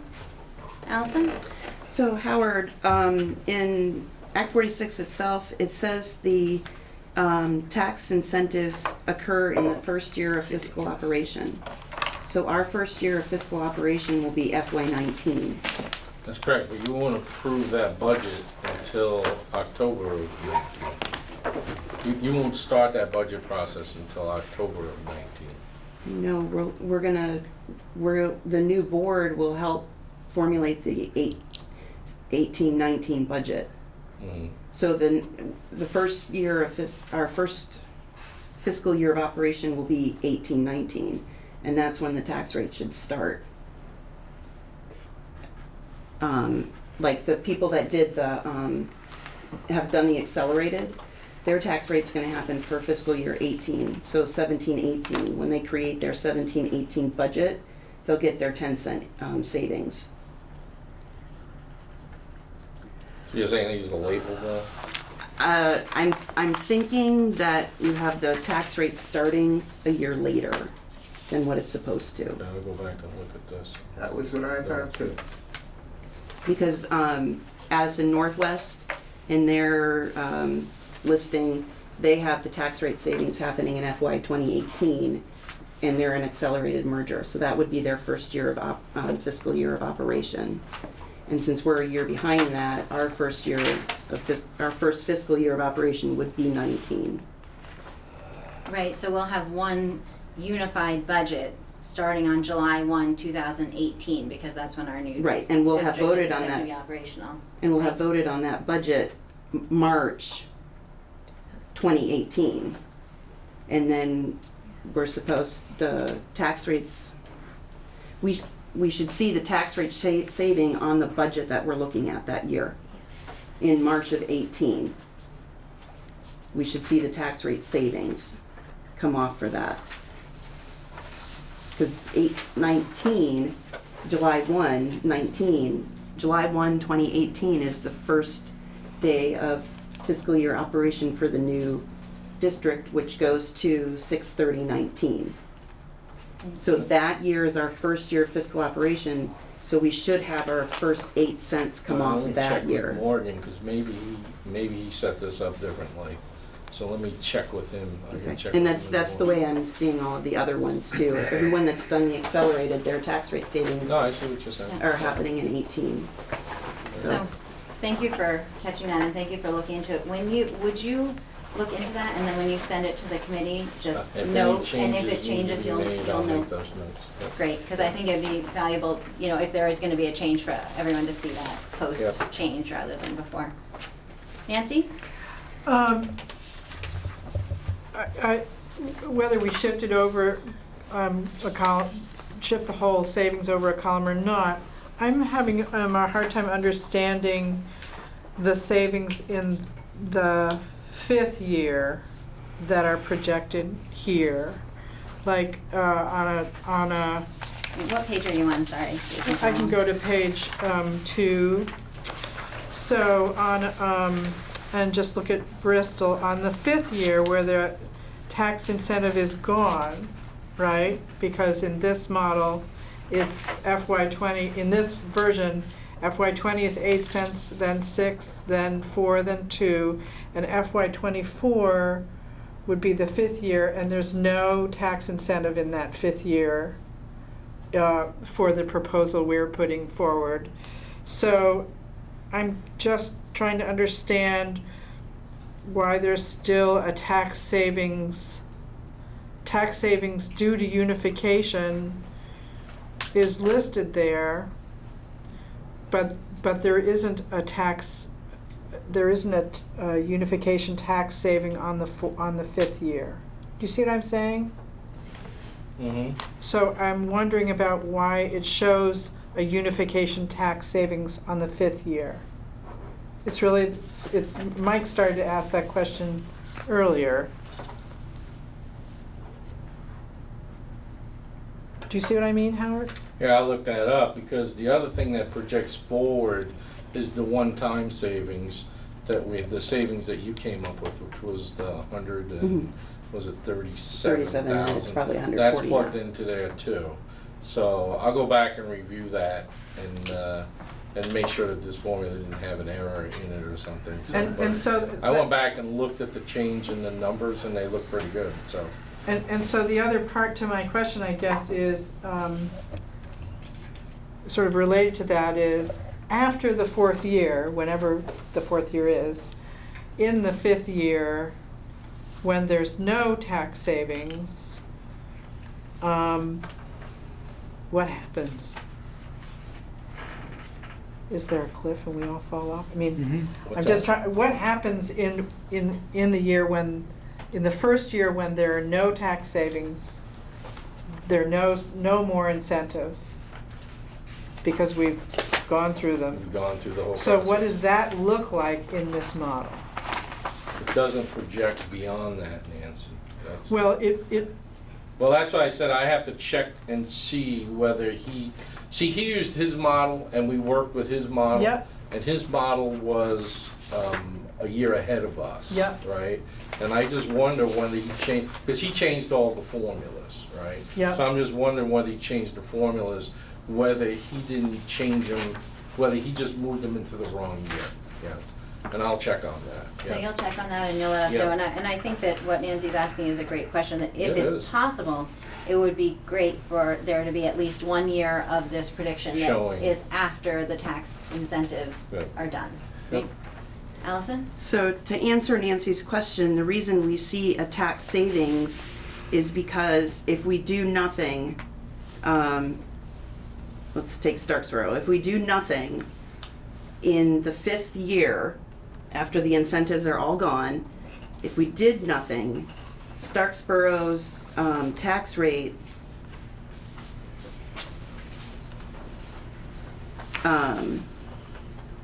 would be 2.0651.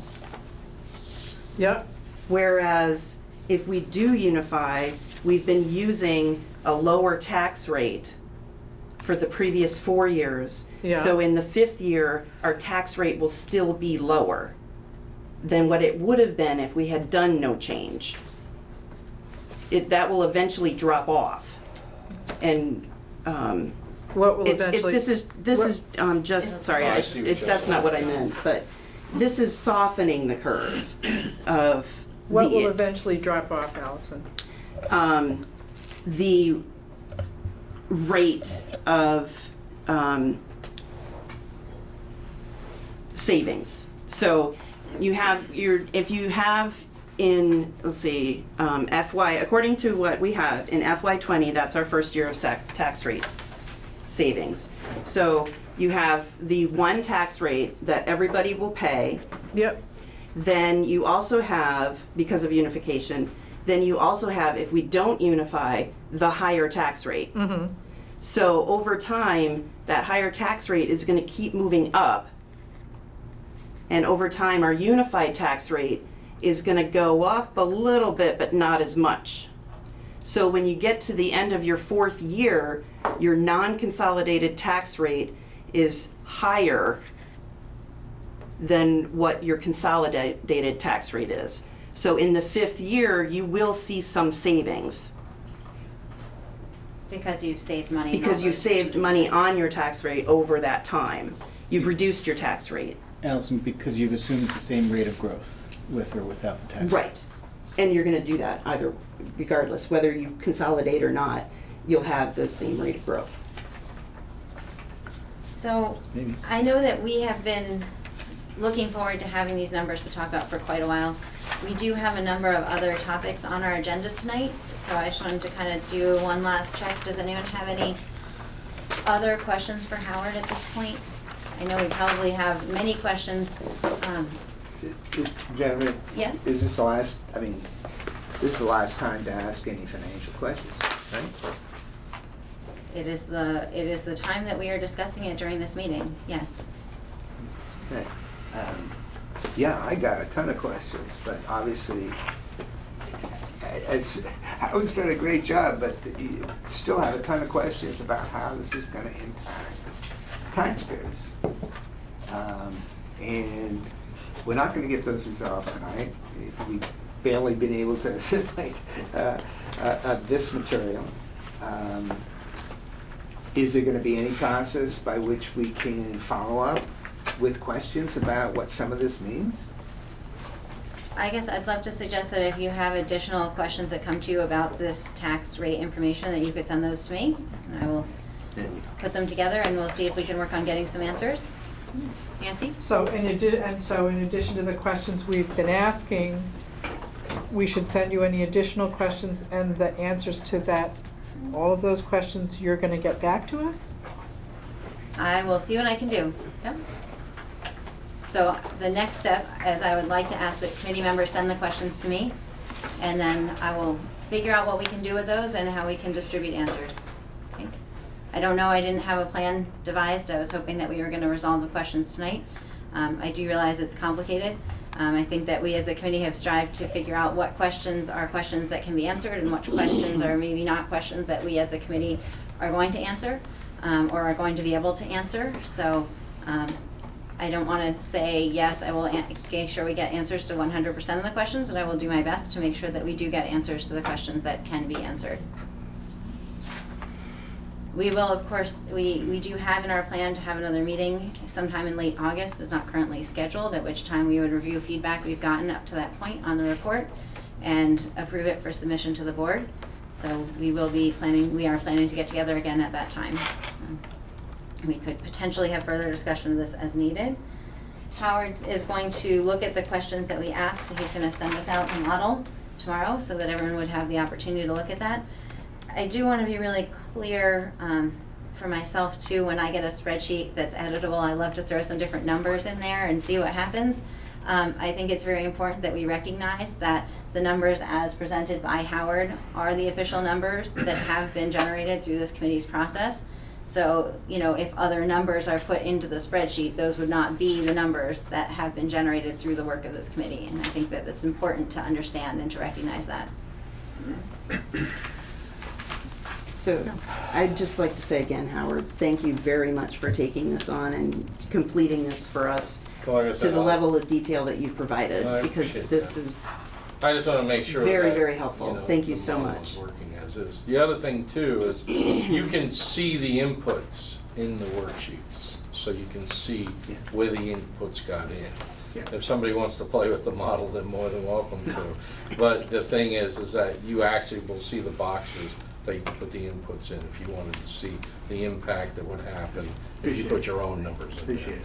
Yeah. So, I'm sorry, so that just made me think, so is there an opportunity then to see, I know that Allison and others worked hard on coming up with a number for savings, Yeah. and then there's, and that is blended together for the numbers for tax incentives. Yep. Are those in two separate boxes so that we can see? You should be, yeah, you can will be separate able those to out? see. You will see input Yep. for each. The input is the same. The only thing that changes Mhm. is the amount of the input for the house homestead value. So it'll have 100, then you can put 150. So you'll see where I changed the model. But even if you look at one of them, right, you're gonna see that all the statistics in that model are the same. The only thing that changes is you would change the amount of the value of your house, so.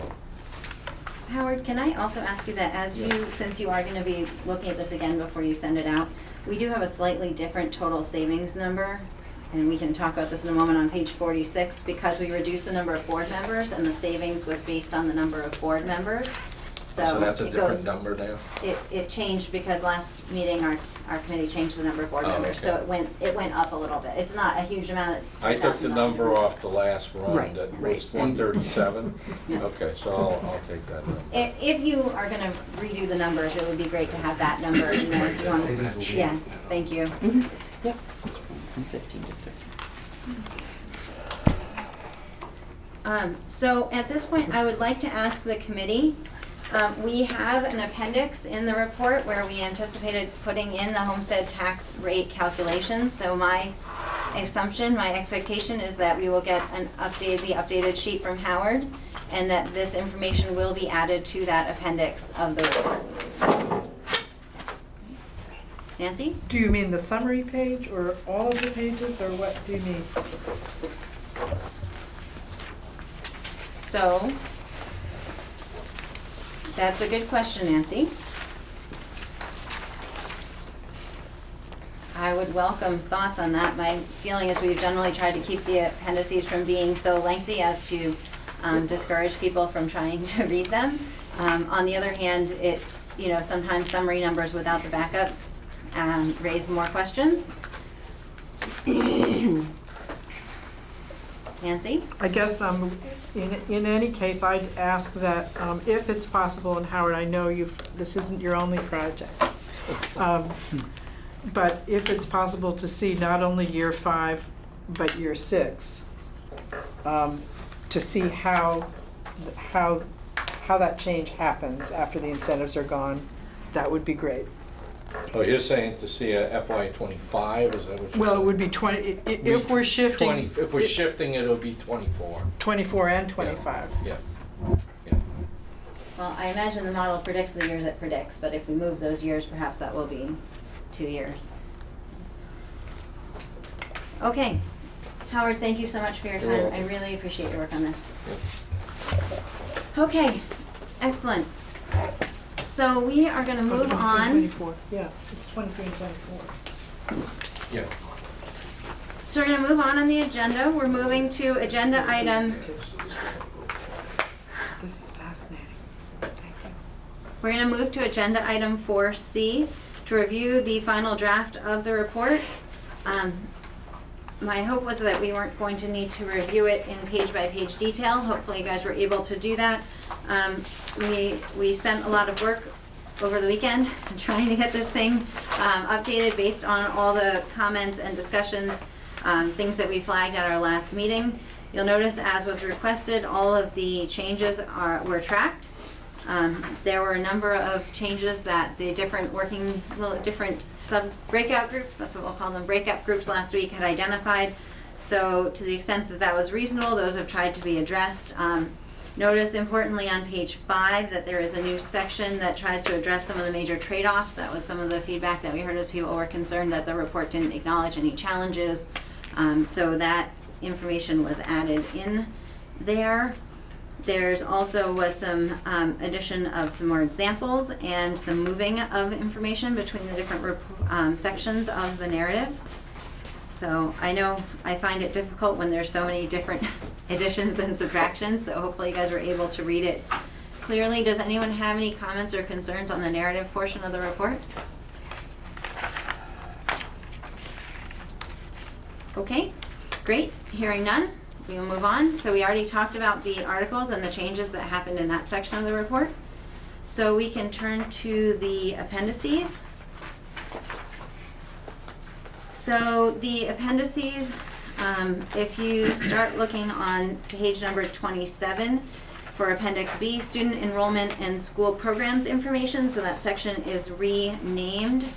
The enrollment trends were expanded a bit, so the graph, the narrative, the little paragraphs at the top are basically the same and the graph is the same. But the table, we added in a table that shows more detail, perhaps more detail than most people will want, but that attempts to show, and actually end up splitting it into 2 tables because it just was microscopic. No, I didn't. I made charts of it, sorry. I was trying to make it fit anyhow.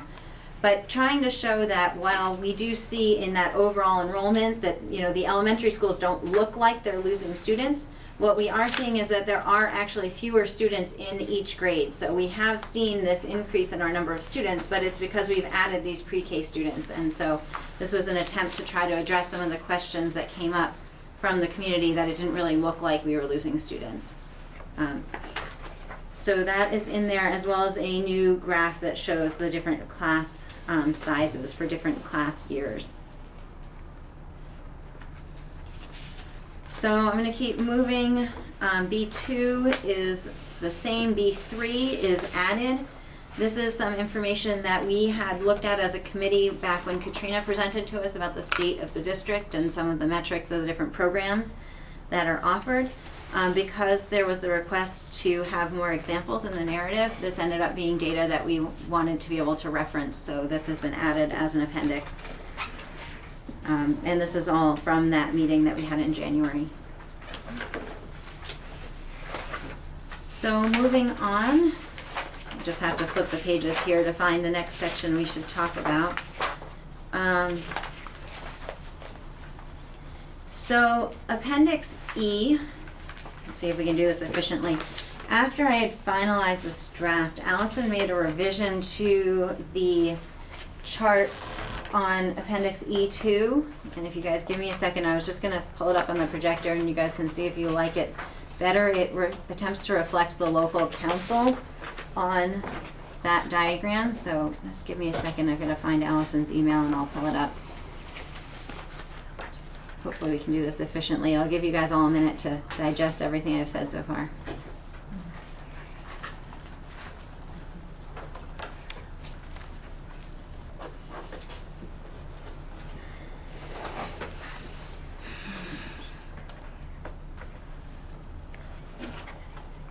Sorry, give me a second.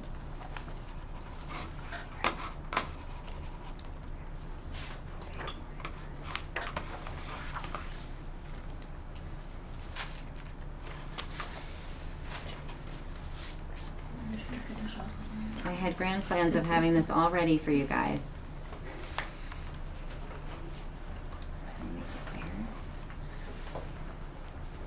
No, shoot. Sorry guys, let me just talk to myself up here, where it helps, you know.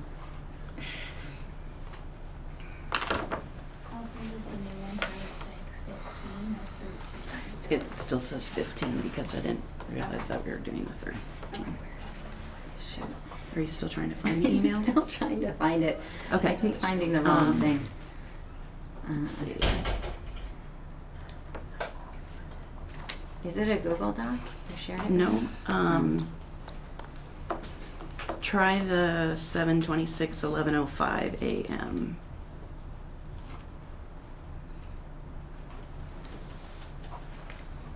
Okay. Yep, that's it, I think. Looks like it.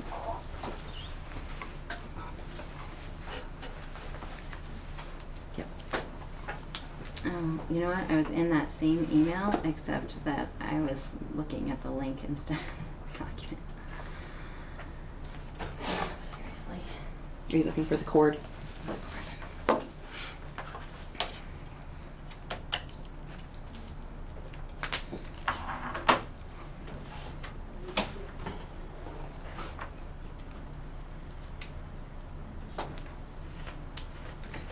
And we turn it on with the remote.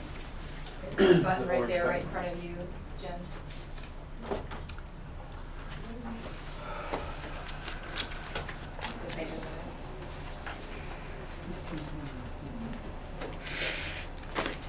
And you didn't change the first page, right, Allison?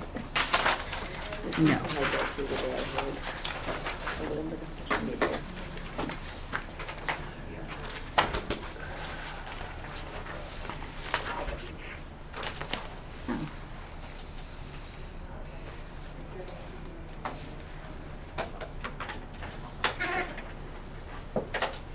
So this is an option if we want. We could replace the diagram that's currently under E2 with this diagram that does try to represent the local advisory councils and their position in this new organization. I'd take a thumbs up or thumbs down. Yes, no, anyone? Or questions or? Ed? Just wondering what the superintendent thinks of that.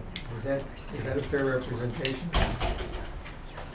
I'm curious about the local advisory council in this, simply because the draft says may, so this makes it an assumption that it does, so that, I don't know, we'd have to sort of determine how we feel about that.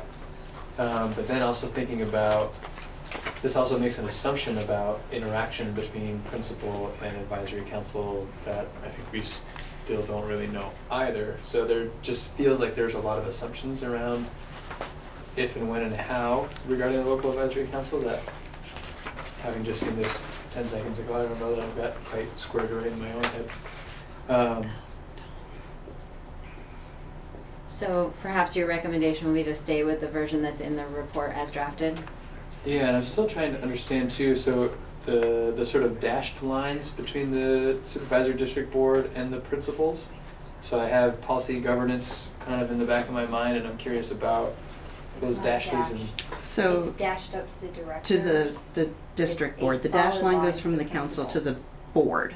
Yep. So that's the way the dash local goes council. to the advisory council, not, okay, I was seeing And that right. to the You have principal. a solid line. And then the principal has a solid line between the council and the principal.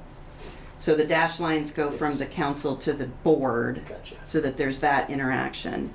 Yep, And the like way, that. the reason this looks like this is because it's based on the AOE roles and responsibilities sheet that we also all got in our yeah. agenda packet that Jen had put in there. So this is a visual of the way the AOE essentially interprets Act 46 to do.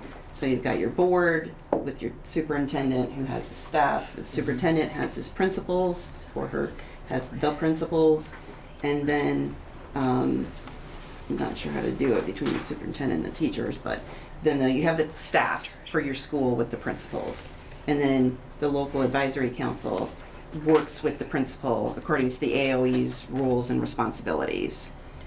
And that's where the local input gets provided. And then if anyone from either the council or your community has questions, they also go to the board. And that's why that's a dotted dashed line. Yeah, I guess So, because the community doesn't go to the superintendent. The superintendent doesn't work based on that sheet. That's not the role of the superintendent.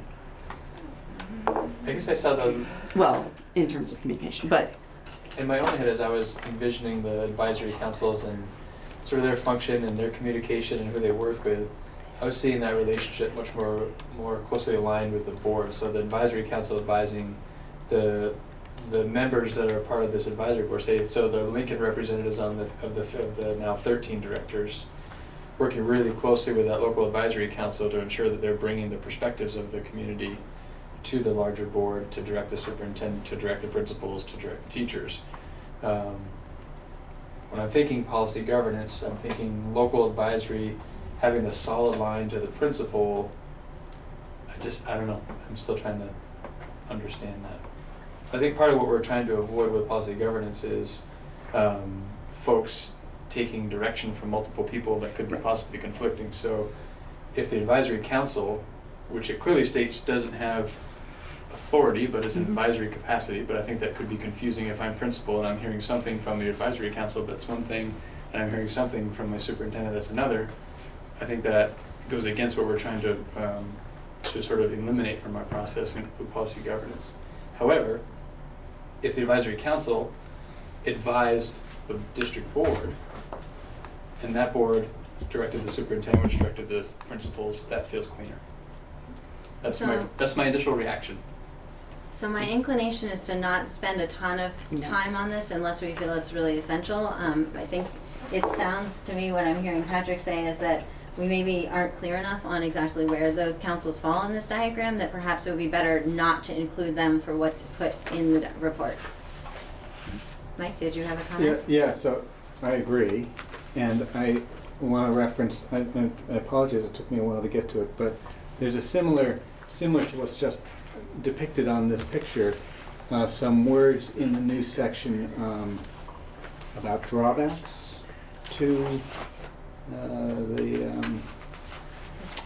Can you give us a page number?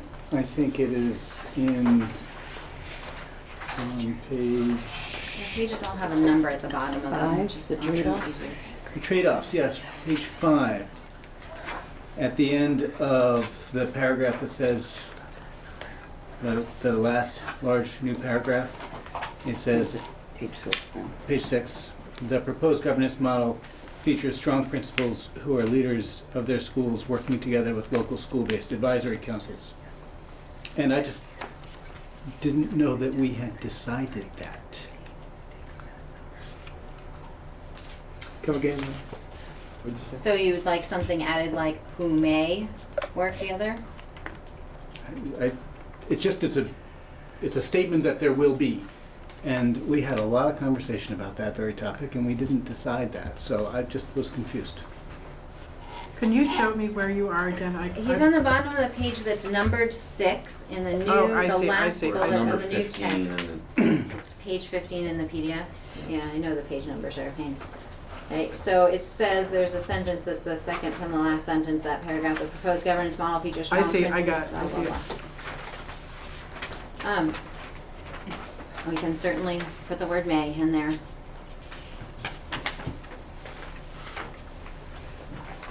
Okay, so we will then, in Appendix E, we'll leave the diagram as was in the PDF. We will update it to show the 13 directors. So that's all I needed to project. Do I have to hold the button or something? Just press it. Oh. Okay, moving on. So Appendix E3, we mentioned before, we can just take a moment there. So some of the feedback was that the cost savings information that had been provided previously was difficult to understand. So I took a look at that table and realized that part of what, and if you look at it on page 47, what that table is doing is if you look at the lines that line up all the way on the all the way on the left-hand side, there's the Board of Education Services, Board Treasurer, Legal, and Audit. And then under Board of Education, there's a bunch of stuff that's lining up on the right, like 15 lines that are lining, where the labels are lining up on the right. Those are all breakouts of things that are part of the Board of Education savings. They all total up to that top line. So maybe I should put this on the screen. It'll take me another 5 minutes to find it. Right? So the point is that basically this was showing an additional level of detail. So for example, out of the 78, well, if you look at the first row in Bristol, it was showing 16,404 in Board of Education expenses, and then it was showing, kind of all the breakout of all of that. And then it was imagining how those individual lines would be saved. It seemed to me that it wasn't necessarily significant to show, the savings on the Board of Education FICA line item, for example, that we could just show the summary level. And then that would make that information a lot more consolidated for people to be able to just kind of get the key areas where we're predicting the savings. So that's what I did to that table is I just included that summary of the Board of Education and then the other lines that appeared at the bottom. The only change that I made to affect the numbers is I did change it to 13. I swear I changed it to 13. I'm going crazy here. I will make sure that I change it to 13, but that's why if you look in the column that says 18, 19, it says 15, but it really should be 13. And that's why the numbers are different than you saw last time, because last time we saw 137. And so when I changed the math to be for 13, it met board members instead of 15, that savings went up to 140, because a lot of what we're saving money on is just the cost of having board members. Amazingly. We don't think we're expensive, but apparently we are. So that's what you're seeing now in Appendix E3, and the proposal is to strike that other table that was there before. Okay, I got some thumbs up over here. Comments, questions? I'm just Dawn? confused by the numbers. I'm trying to make sense of them, like on the page where E3, the first one where it says the SU board had $11,000 in Board of Education services. I'm confused by that number because typically board members don't get paid and for serving on the SU board as a special, it's part of their, some local boards receive it on their board pay. So, like I, for instance, receive a stipend for the Mount Abraham board. I get paid nothing for the joy of all the other meetings. So this is where the detail was included originally. So if you look in the table on the following page, you can see the breakout of those expenses, and I believe that was that Allison had put those numbers together for us based on the financial reports that were provided to the school boards, and I believe all the numbers that Allison put together were validated by Howard, right? Right, Allison? Mm-hmm. So the SU board has expenses in salaries, other support staff. I think that's the minute taker. The liability insurance is the huge one. You have other professional services. I'm not exactly sure what falls into that. Consulting, perhaps? Could be. You have the liability insurance. You had, I don't know what in the world would be considered advertising. Food and refreshments. And we're big spenders. Dues and fees. So there are some expenses for each board. And so the projection involves having fewer board members who get a stipend, and I think actually in the projections you put in a fairly generous stipend compared to what people get now. I think I did 1,500 based on 1,500 a board member or something like that, whereas many of our board members don't even get a stipend depending on what town you're in. In Moncton we get paid by the meeting. In other towns it's just, or other boards it's just a flat rate. So those savings, that's where those numbers come from. Keeping your altruism.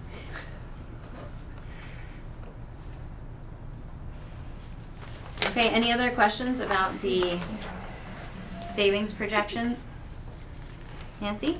I'm curious about how the legal service savings was determined.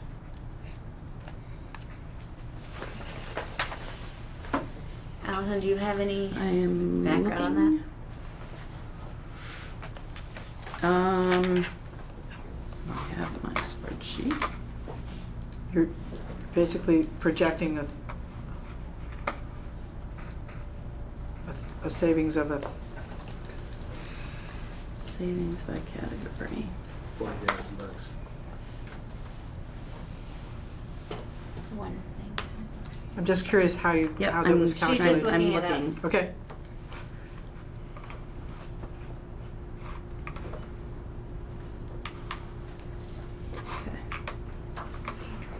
It looks to me, Allison, like you used the number from the SU board. Right. Yep, that's what I did. So the assumption is that that any each of the legal school services boards. that, any additional legal services that the local schools are currently incurring Right. will not be needed at all. Rebecca?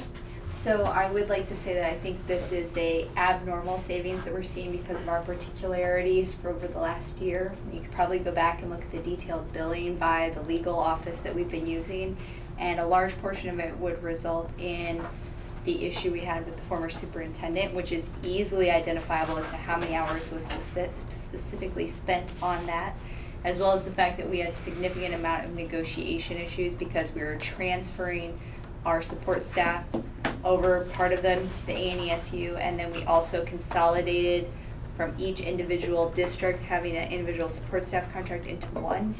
Which we'd And be doing again with I have, teachers. right, and I have not looked specifically at the billing of the legal offices, but generally they have them categorized by general practice matter.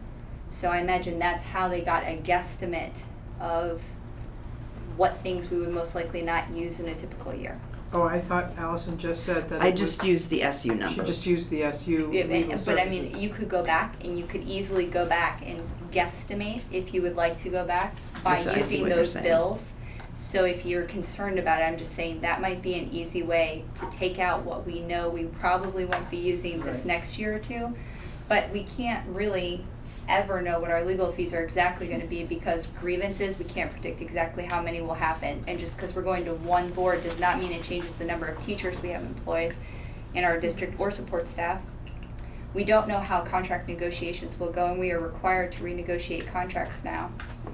And we can never anticipate random emergencies or other issues that come up that we need some type of consultant experience. So I look at this as a very soft guesstimate, Nancy, Yeah, in and general. I mean, do you think that using the SU legal services number is as good as any? I think that we could I don't think that it is a particularly great way to guesstimate what our legal fees will be in the future, but I think it's a difficult thing to guesstimate in general. Yeah. Because of the things we're going through that we have no idea how to anticipate how long they will be, especially if we use a different model to anticipate negotiations the next time like we were discussing. So if we do that, how would we anticipate, because we have no background as to how it's going to go or what we've done in the past. Right. But I think just if you wanted another way to look at it, you could probably take out all the superintendent issues that we had this last year and wipe out those numbers, because I do know there were a lot of meetings and difficulties that resulted specifically from that. I would like to also remind the committee that these numbers have been presented multiple times, and other than changing the number of board members, the savings projections haven't changed over the times we've looked at them. So, you know, we have, I believe, discussed these previously. You know, if there are concerns, we can discuss them again, but we have seen these numbers on several occasions before. Well, Herb? Jen, yes, we have seen the numbers before, and I believe questions have been raised about, you know, whether that's a legitimate savings number. So, you know, just because we've seen the numbers before doesn't make the numbers right. That's all. Do you have specific open questions that the committee has asked for answers to that you haven't gotten those answers for? I was curious about both the legal services issue because of the complications that Rebecca is mentioning. You know, I think it's a soft number. I don't know how you can project any savings, frankly.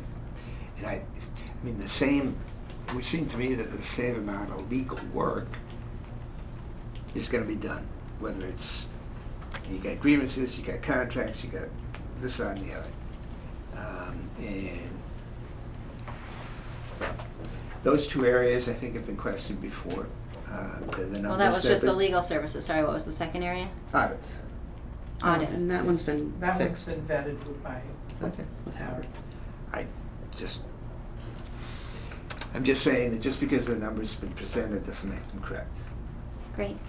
Howard, do you? I can explain the audit number, because what happens with the audit number, even though, you know, the cost of individual schools, the ANESU still remains high because all the federal funding goes through the Addison Northeast.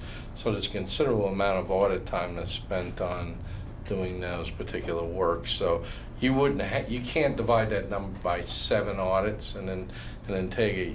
I would say probably an estimate of about a 40% reduction, That's what that is. which is what you corrected. Yeah. Yep. Well, that was corrected at some point. Yes, Yes. there was discussion of that at a past meeting, and that was corrected.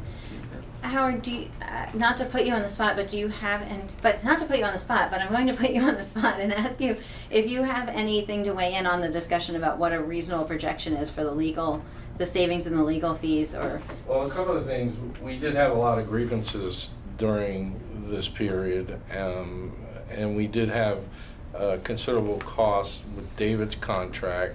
We also had considerable costs of union negotiations. So, you know, those aspects, you know, would definitely create some savings, especially if the model that's used for union negotiations this year, which we talked about the other day, Nancy, if it changes, then, you know, the amount of legal time may be a lot different.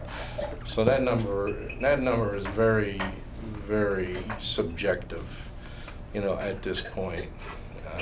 So within understanding that that's a subjective number, do you feel that the number that we've projected in here, there's just $19,007, which is based on the SU board legal expenses, is that a reasonable number for a cost projection? I would say, the other thing I can do is, if you want me to, I can go into the detail tomorrow and maybe take a year that was not a contract year and look at a couple of those years that were non-contract years and see what the cost was. So. Is the committee interested in asking Howard to do that investigation? he has time. Can we do a?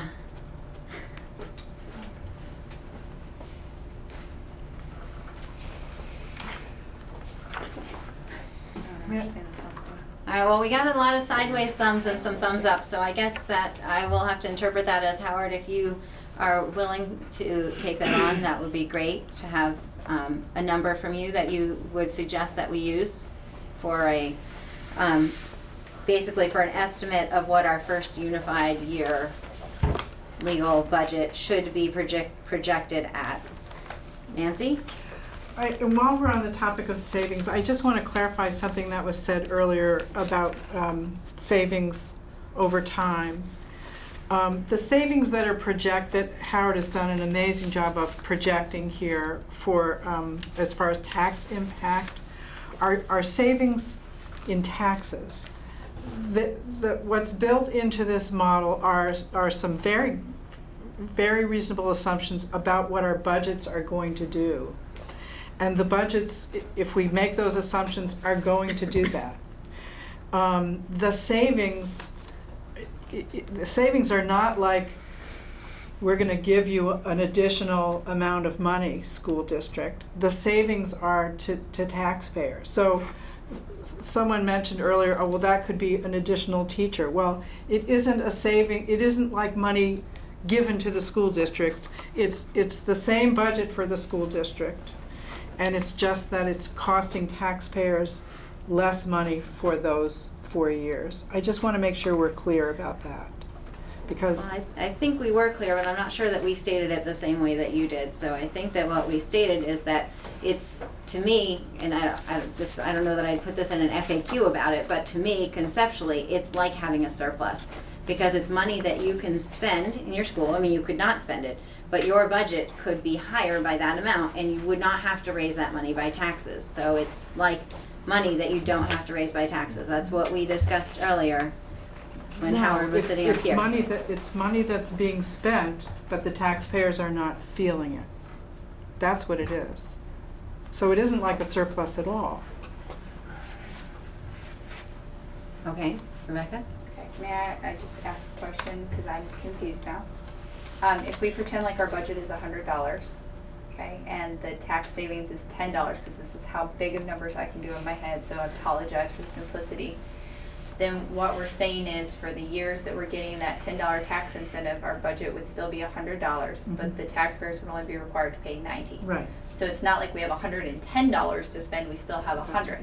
What you're saying is we could, since we're saving the $10 and everybody's paying $90, add in 10 more, so our budget's really $110 if we wanted it to be. But then there's That's no not, savings. no, you'd no, only that's be not, paying $100. that's not what I was trying to say. I was trying to say what you just said in the clarifying. first place. Okay, Yeah. so if we're doing that, I'm fine. I would just ask that we be cautious, because my concern that I still don't quite understand is when we get to the 5th or 6th year and we've done all of our tax savings, I understand we're starting at a lower tax base. But if we've had an increase each year, say 100 one year, and then with our annual inflation or whatever, 110, 120, 130, 140, 150, when we no longer have the $10 off that we've been getting, we have to make that jump. And if we've spent more than what we've anticipated, then the jump will be higher.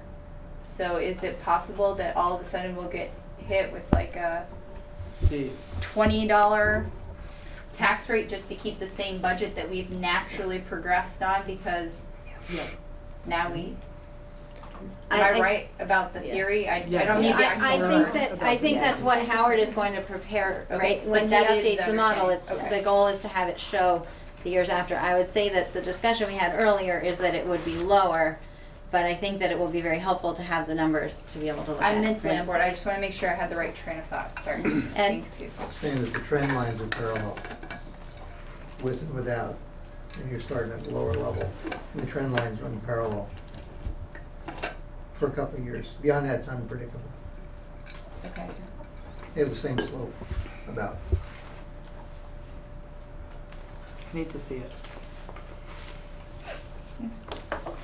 Okay. I just want to say that analogy, making it simple numbers, is very helpful. Yep.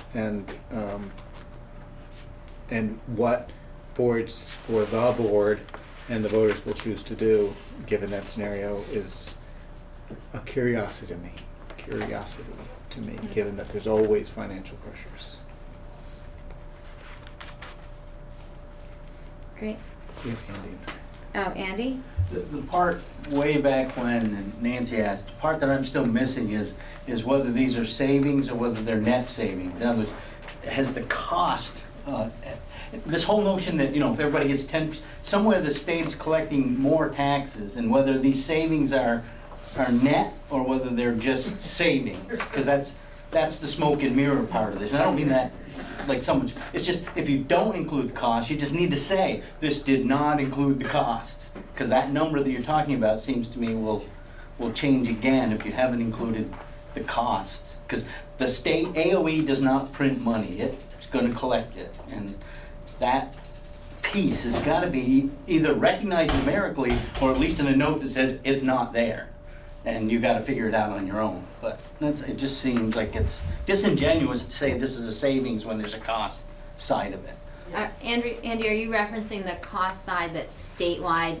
For example, the AOE might, or I don't know, is it whoever sets that rate, the base rate and the yield, that they could set that higher? Yep. To be able to then, so. Generate the Collect- money. Generate the savings. For all those guys who got 10 cents in that first year, they, as well as everyone else, had to pay that 10 cents. And the rest of us all that jump on later, all of that money has to be collected in new taxes that didn't exist last year. That's all. It just, there's a cost there, and it offsets. It seems to me it offsets the savings. And maybe it's all in there. I didn't understand that it was in there. So that's the piece for me. It doesn't, because this whole thing is never to me about cost savings. So I just don't want us to be showing a cost savings that just doesn't exist. And everybody in year 5 or 6 is going to finally figure out that it was smoke and mirrors. You guys sold me a bill of goods, and and I'm not happy. So, thank you for the concern. I'm curious to imagine in what ways this committee can address, you know, how the legislature is going to choose to fund the tax incentives that it has chosen to offer out of the education fund. I can say that we will likely be contributing to pay for those incentives, whether or not we are benefiting from those incentives, as will everyone else, right? So, you know, I think it's interesting, but I think it goes in the bucket of stuff over which we have no control. You kind of assume it's a constant because we can't, nothing we do is going to change that. I understand, but the person that you're putting this in front of and saying it's a savings, you're saying to him, look, I don't know what it's going to be, but there is an offsetting cost. And this, at least to me, doesn't have that footnote. I understand you're saying you have no idea, you can't, okay, that's fine, but at least tell somebody that you can't figure it out, but it's not as rosy, and if it's rosy, I mean, I don't think all these numbers are all that, because I don't think it's about saving money, but.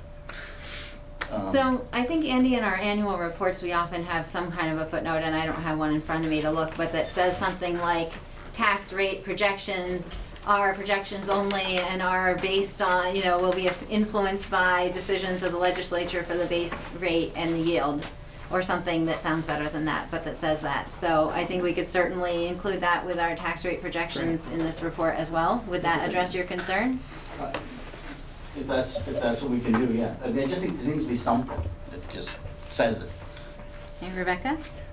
Andy, I also think that in the grand scheme of what Jennifer was saying is that if we don't take advantage of these incentives and we wait until the state makes us do this, not only will we be subsidizing or paying for everybody else who made the change, but we won't even get any of the benefit. So in theory, at least some of the savings I think we're getting is by taking advantage of what they're offering, and I'm not saying we shouldn't have a caveat, but that we are at least getting what benefit is offered for our taxpayers while we can get a benefit, as opposed to being forced in with no benefit, with somebody else choosing, and having paid for everybody else's benefit potentially. And I think all that should be said. Yeah, no, I agree, because I think it's part of how we feel about the process is that they haven't left a lot of wiggle room, and they've made a very stringent timeline to be able to, you know, do some of these things. So is the committee interested in having some sort of acknowledgement of that added to the cost savings, estimated cost savings section appendix? Nancy? I just want to make a comment about wiggle room. I think there's been quite a lot of confusion across the state about how much wiggle room there is. In fact, the state board is meeting on Friday to prepare guidance around, to vote on a draft of guidance about alternative structures or proposals that assume the same structure with improvements. So I just think I just don't want us to at any time perpetuate the myth that if we don't do this, the state will do it to us, because there are other ways that things could go. And I'm hoping that the amount of flexibility we have, which hasn't been made very clear, will become very clear. But it's much more flexible than if we don't do it, they'll do it to us. So I just have to, whenever I hear that, I just have to clarify that. So Nancy, you're certainly welcome to share that perspective. That's not the perspective that this committee is putting forward in our FAQs that this committee has reviewed. So I would encourage you to review those. You obviously are entitled to have your own opinion about it, and I look forward to seeing the guidance that is coming from the AOE and is on their website right now. Excellent.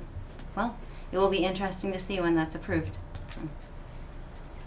Great. So do we want to add something into the Appendix E3 about the, what Andy was saying?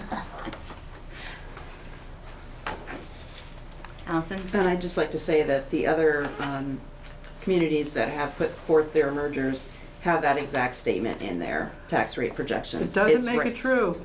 It doesn't make it true. Doesn't make it true, but it's there. And it says that we're giving you an idea of what we think might happen based on what we know at this specific moment in time. We have no way of knowing what the AOE is going to decide at that meeting. We have no way of knowing what the legislature is going to decide in their next session. All we know is what we have right now. And that's the only information that we can use to make any of these projections.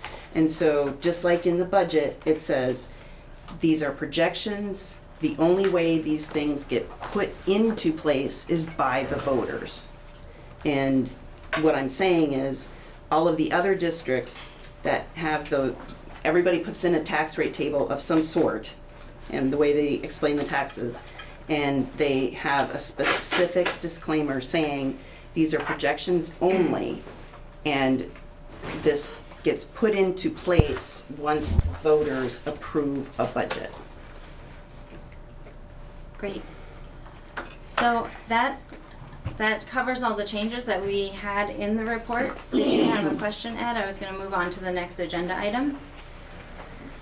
I realize it's after 9 o'clock. I apologize. We seem to be very bad at ending our meetings on time these days.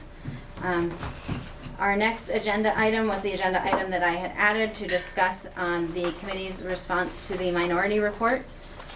I believe you all received the minority report in your email. I believe we are now officially calling this a minority report since it is labeled as such on the top of the document.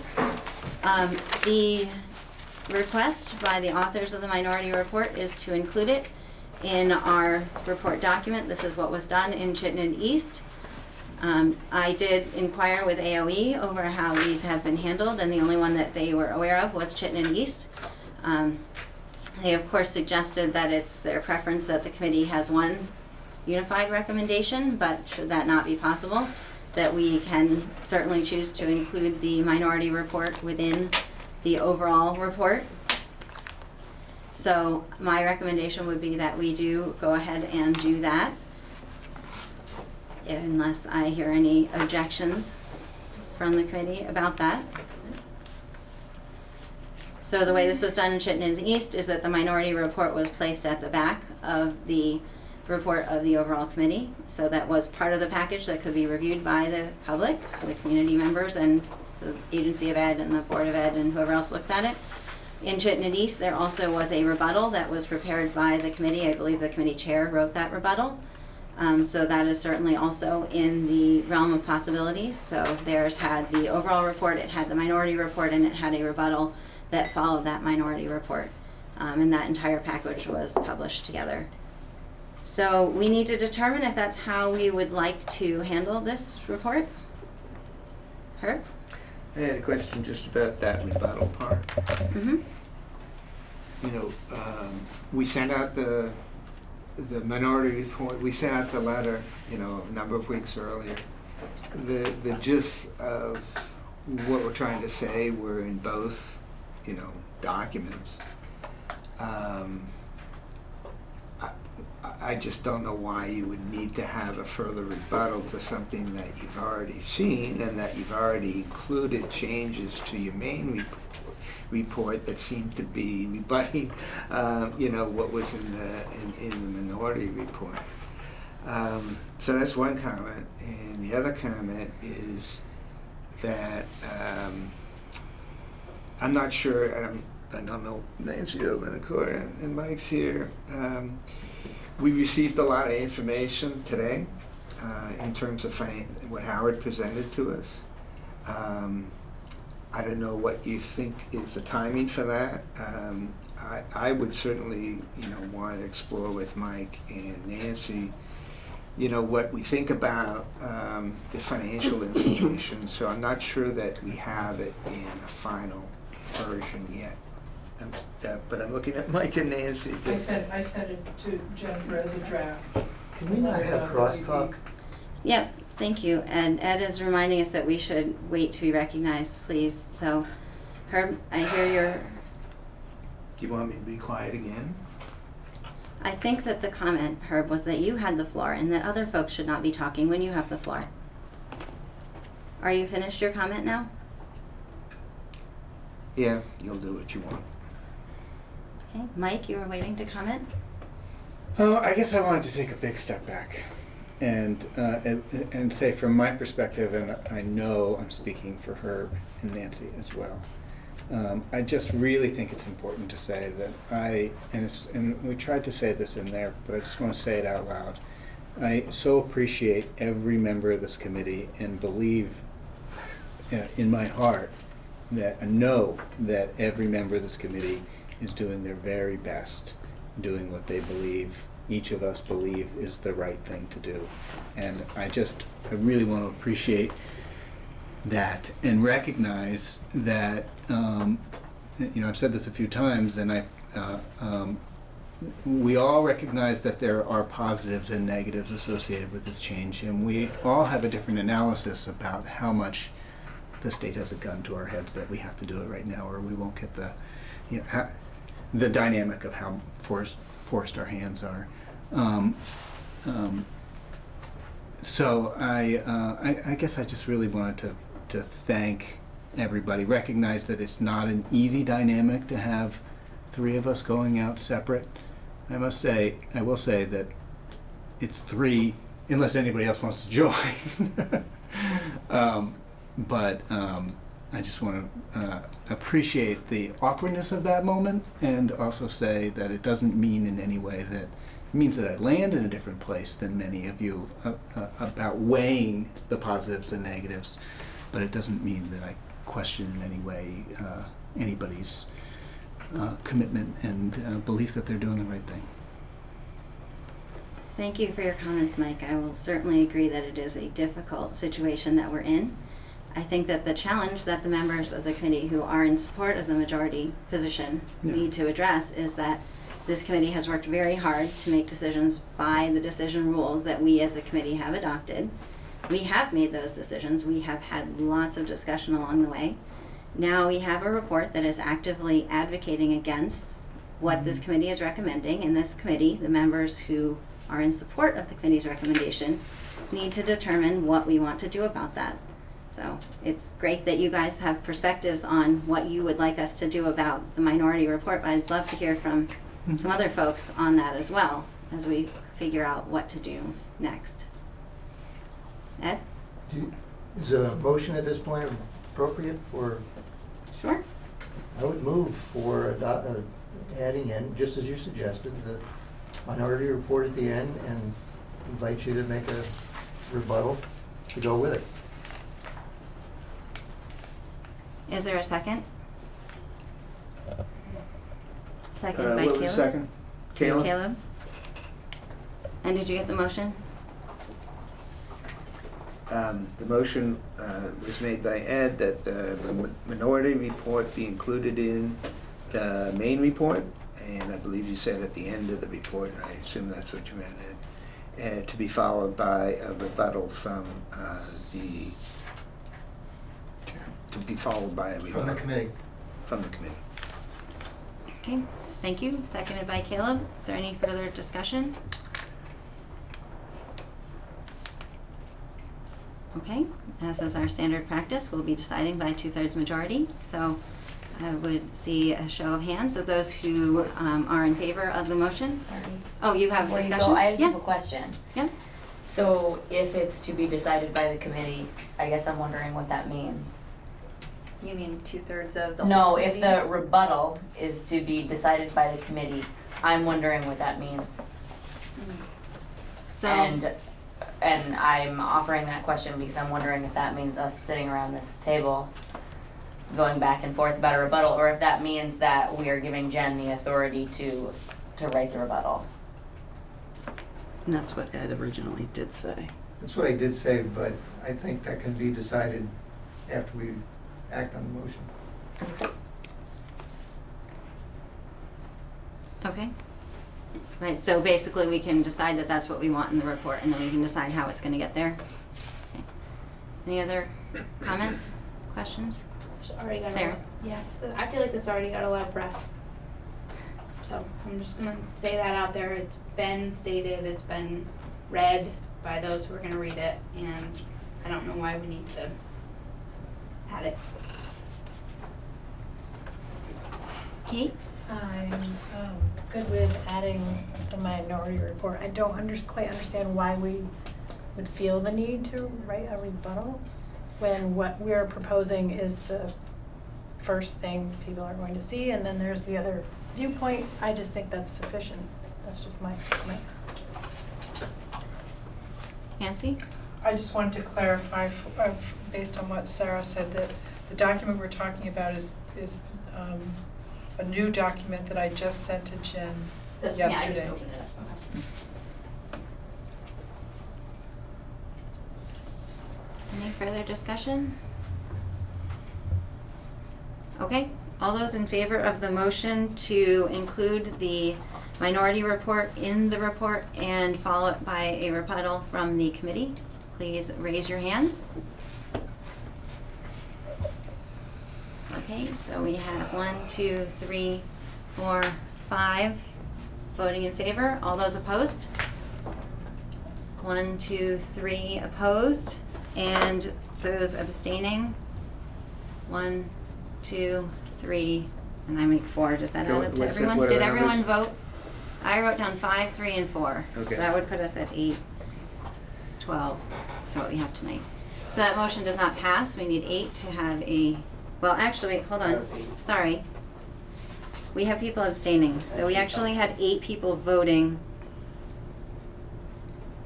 which means that we need 6 people to get a 2/3 majority. Yeah, 5 unless you change. Right. That's the pause. Jen, Okay. before you change your vote, can we ask the people who abstained or said no if it was because of the rebuttal or because of including the minority report? Because maybe it's something we can change and have a stronger agreement to, if you don't mind me asking. That's part of what I was contemplating, is whether I would like to let the committee, I think I'm not going to change my vote. I would like to let the committee have another go at what they would like. I would like to have a strong support for what our path forward is. Do the people who said no or abstained mind telling us what the holdup was? I think Kate told us already, right? She wasn't confident about the rebuttal. Is anyone else willing to share a perspective? Because I think it should be the committee's decision, and I think I should step out of it because of the nature of what we're talking about. Okay, Dawn? I voted no because I felt like the committee made the decision to move forward with this plan, and in making that decision, we should act as one. And if I didn't agree with something along the way, I wouldn't continue to bring that torch to the table after everyone else has made an agreement in another place. I would have put aside what I thought was right and gone with what the committee did. So I feel like the committee spoke about the direction they wanted to take, and we had that conversation through the whole process, so I don't feel that it's needed to be included again. Allison? And I voted no for the exact same reason Dawn did. And Michaela, did you I'm want to? undecided. Do you want to say anything? You don't have to. Yeah, I mean, I just, I feel divided on it, yeah, and I think that the fact that some of the folks who authored the minority report weren't voting yes on that made me not feel inclined to vote yes on it. And maybe that's not the right thing to say, that you're not supposed to look around the room, but that's kind of part of it. It's like, you don't, if those who wrote it don't want to vote to put it in there, I'm not going to put it in without that. I would support it going in if people want it in there with the rebuttal, and if they don't, let's not put it in there. I would note that the 2 authors that voted did vote yes, and Yeah. Nancy abstained, right? Yeah, But- I voted to put that in, Okay, excuse me.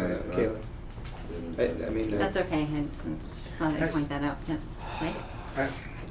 So that was 5-3-4, right? That was the vote? Yes, yes. Okay. I honestly don't have, it doesn't need to be. I mean, we're capable of mailing it. I can't I'm sorry. I said we're capable of mailing it.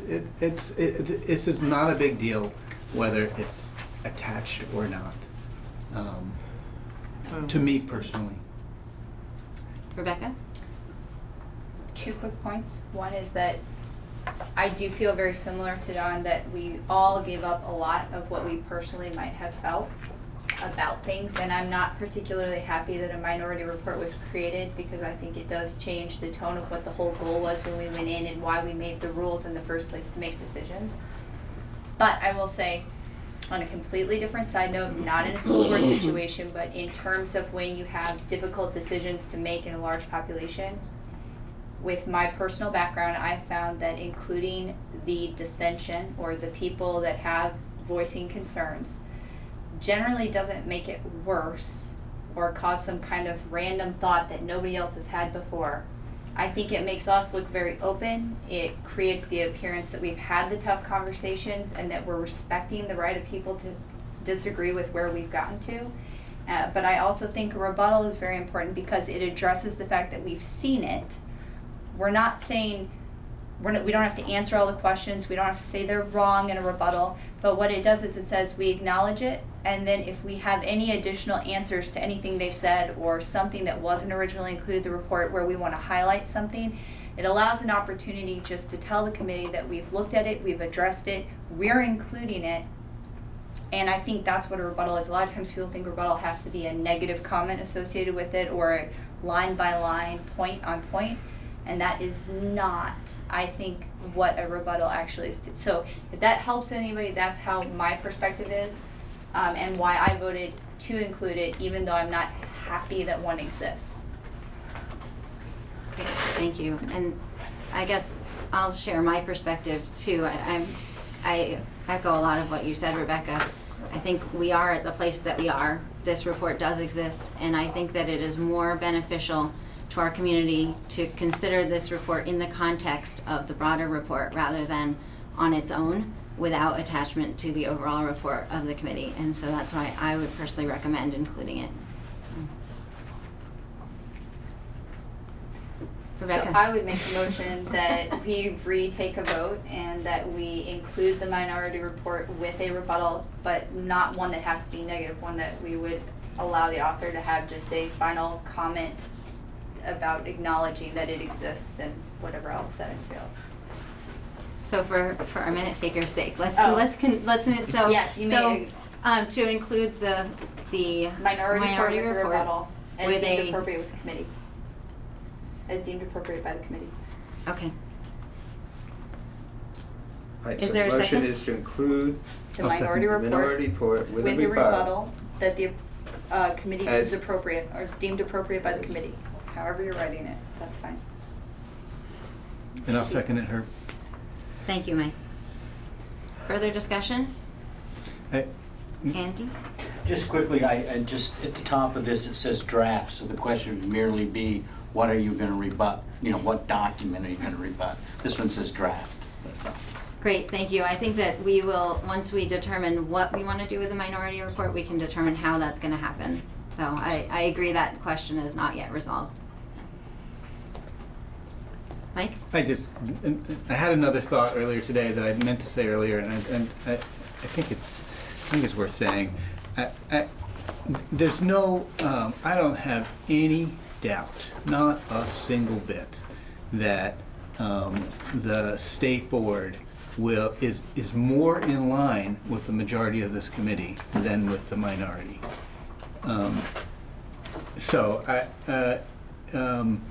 This to me felt like a bigger exercise than just this committee. But for those who have any concern that the existence of this minority report will somehow affect, I personally, as one of the authors of it, don't believe it will have an impact on the state board's evaluation of this committee's work. Great. Just an opinion.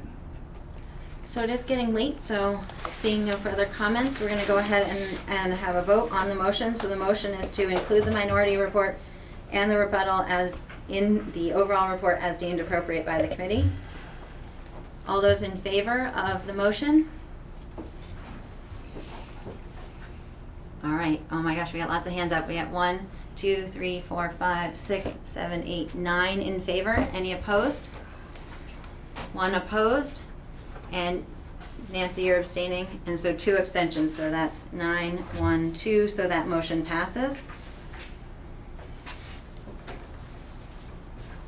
Good work on that discussion. It's not an easy discussion, I think, for anyone.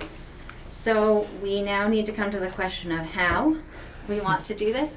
So I have some thoughts on that too.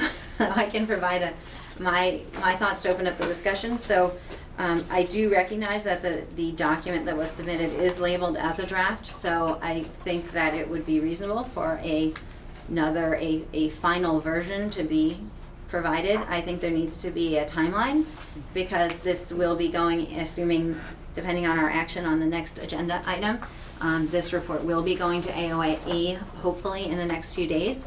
And I do not see that it's reasonable to delay our sending that report into AOE. So that would be my thought. My other thought is that as far as the rebuttal, I'm definitely happy to take a pass at writing that. My inclination is for the initial draft that we send in, not the initial, but the final draft that we send into AOE, that we would have just a placeholder for that rebuttal to be added. And so then that would allow us to review that together as a committee. I did confirm with Donna at AOE that we are able to make some changes to the report between what's submitted now to AOE and then what finally gets submitted to the Board of Education. Obviously, we don't want to overhaul the whole thing, but we are expecting that our local boards are going to have some discussion of it. In August, we also might get comments back from the AOE suggesting things we need to change. So we would be able to then review that rebuttal together at that point in time. So that would be my recommendation of how we go forward with this. I do think we should have a motion on this, although we can certainly have some discussion if needed. Herb? When you said the next few days, what did you mean by the next few days? Until we have an official action on when, what we need to do before sending the report to AOE, I think we made a few notes today. We're going to add in some of the tax rate information from Howard. I have the notes kind of marked up in through here. We are going to clarify the legal services, so it's, there is some minor updates and pieces of information that need to be added. I'm optimistic that the report will be ready to go in, say, Friday or Monday.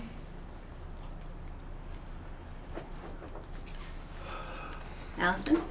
I make a motion that we approve sending the report draft to the AOE for review. Oh. I'm sorry, we're not on that agenda item yet, but I wish that we were.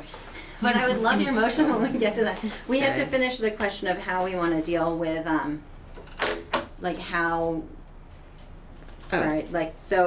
Okay, so how's the rebuttal going to get written, and when is everything going to have to be in the report? If that makes any sense. I'm just, are you okay? Do you understand why you can't do that yet? We have to move to the next agenda item. I know they're mixed together. Yeah. Think about it. Maybe you want to make a different motion. Nancy? I haven't obviously talked to Herb and Mike about this, but we certainly don't want to hold up what the committee wants to do. And if it's true that we can add pieces to the report after the AOE has reviewed it, my inclination, and since we're interested in taking a look at the final version of the tax impact information and so forth, what I'm thinking is that the committee should go ahead whenever it's ready to send the report to the AOE for review, and we'll plan to finalize our draft in time for you to write a rebuttal so that all of it can be attached together for its journey to the state board. So I think that's an interesting suggestion. We need to keep in mind that this complete draft that's going to AOE is also going out for the local boards for discussion in August. Oh. So I think that it is important that this information not be finalized at the end of August. It needs to be finalized. I mean, if you say we need 2 more days, we need 2 more days, but I think it needs to be written and it needs to be finished. It's my opinion. Herb? Yeah, the problem I had, I was thinking some along the lines that Nancy was thinking, that it probably isn't absolutely critical. Let's say you want to get your, the main report into the agency on Monday, okay? The fact, it's just mechanical, just trying to decide, getting us together and making a decision, so.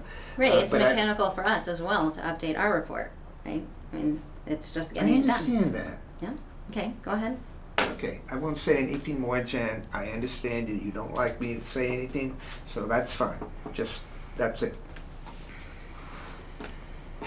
So do you have a suggestion of when you would have your report ready?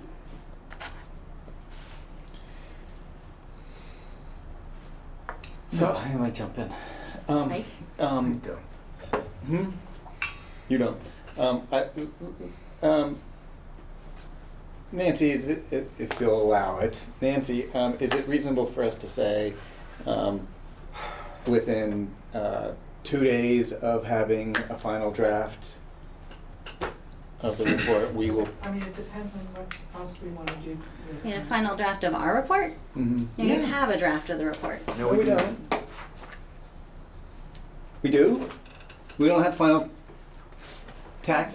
Well, it can't be a final draft until the minority report is added into it, so I think we're in a chicken and egg situation here now, right?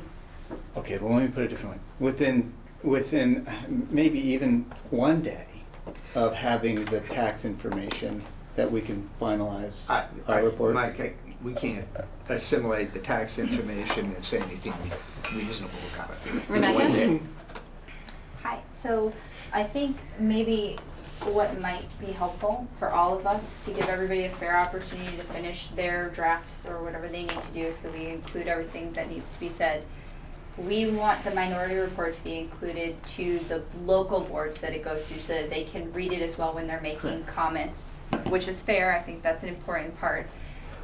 Can there be a placeholder for theirs too, though, when the AOE reviews it, is my only question, because if that is allowed, then what I would say is we set a date 2 or 3 weeks in advance of when the report has to get to the local boards, so that you have an opportunity to provide the rebuttal once we have their final draft, and they have an opportunity to get the financials, which they deem very important to the completion of their draft. So let's just set those dates. So if we can, I would say we move, if we're going to approve it, send it in immediately with 2 placeholders, if we can, to the AOE. We have a set date in like the 2nd week of August or whatever, or the end of the 1st week of August, or wherever we can, to have them provide the final draft of the minority report. We have an additional 2 weeks or whatever to provide our rebuttal, and it all goes to the local board with all of our stuff. It may not be ideal, but if the AOE, it's not detrimental to them being able to review it, it's not like they're going to make changes to the minority report. So I don't know why it would be a deal breaker at this point, or why we should hold it up, because we definitely shouldn't hold up sending it into the AOE. But if we're really going to allow for minority report, let's not get a hiccup in it at the very end, where we can just give a week or 2 extra for them to get together and do their thing. I don't see the point. I love your suggestion of having the milestones, so I think we could certainly work backwards from the all boards meeting, which is on August 18th, I believe. Yeah. So if we wanted to have a complete draft available at least 2 weeks before that, that will be the end of next week that we would need to have that complete draft available. So then that doesn't, I mean, I hear your suggestion, I just don't think those like extra weeks of leeway really exist. Maybe it's extra days. Sure. But that gives Howard then a timeline, hopefully, or they have a realistic idea of how much time we can give them. At least they have the financials they have now to work with, and that would be more than what they had before. So the 18th, you said, is when we need to have it to the local boards? No, the 18th is the the all boards meeting. Okay, So it so we needs need to to give it be, to them a week in advance? I think we or- can have it done by the end, sorry. I'm just asking when you want it to go out to the local boards. It has to be at least 4 days, right? I want it to be done in the next 3 days, but that's not gonna be possible, so we No, I need to mean, figure when- out something between the next 3 days. When the And report has to go to the local boards, when does? it is supposed to be finalized following this meeting, right? So, Okay. I would say 2 weeks is a reasonable time frame to ask our entire population of board members to read a 50-plus page report document, considering that people are on vacation and it's summer. So that would put it at the 4th of August, if it's 2 weeks back. The end of next week. Right. So I'm just good at the calendar. All right, so I'm sorry, you were waiting, Allison? Nope, you Yeah. answered my question. Ed? I'm just wondering what happens if they fail to deliver their minority report in accordance with whatever timetable? Do we then have to wait for them? Well, I guess I would suggest that the draft, as it's been provided, could be placed into the report, and then should another more final version be provided, it could be updated, assuming that happens before it goes to AOE. That would be one possibility. Caleb? Yeah, I would say that these two documents are, of course, related topically, but are not integrated. And therefore, we should just proceed with the main draft, maybe even sending it to AOE with the minority report draft in there as a placeholder to say there will be an attachment to this report that consists of a minority report and a rebuttal. And that rebuttal could just say rebuttal on the top to be penned by the chair. I don't think it needs to be fleshed out. I don't think the minority report needs to be final. I think if we approve our report tonight, we could send it on Monday and just say this attachment's going to be there, because I think we all probably agree the Agency of Education is not and it is not going to look at the minority report as an integral part of the other report that need to be cross-referenced and reconciled. So maybe we could proceed with approval tonight, Jen. Okay, it sounds like a workable solution. Would anyone, Katrina? Pending the updates to the tax rate information, right? So, Say again, Katrina, I didn't hear you. You'll want the more final version of the tax rate information, right, that we received tonight, we had questions about. The committee's report. Right. I mean, yeah. so we're still on the agenda item with dealing with the minority report. So I would love to entertain a motion that indicates that the report draft can be finalized with a placeholder for the minority report Caleb, you did it well. Okay. and with a placeholder for the rebuttal. I'll move. Okay. There you go. Rebecca is going to make that motion. Did you get that? The motion, who makes the motion? Who's Rebecca? I'm making the motion. Making the Jen motion. said it out Rebecca loud. made the motion that the report can be finalized with a placeholder for the minority report and the rebuttal. Yes. Yes. And Is there a second? Is there a friendly amendment maybe? Yeah. I guess Hold on. I was wondering if we were gonna add a deadline for when that report was gonna be to somebody so that we could get it out to board members for the board meeting on the 18th? Or Yeah. is that off the table? I think we're doing two separate motions. So this Okay. motion is just that a placeholder can be put in for the minority report and for the rebuttal when we send it to the AOE if we Okay. need to. Got it. Okay, and then Caleb seconded that? Yes. Okay, Can I discussion? Allison? Just a clarifying point. So Caleb's suggestion was to put the draft minority report as it stands right now in the report, As the placeholder. as the placeholder. Okay. Okay, great. So all those in favor of the motion, please raise your hands.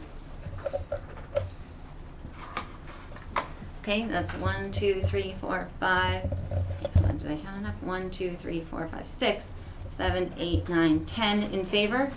Those opposed? Abstentions? So that would be 10, 0, 2, so that motion passes.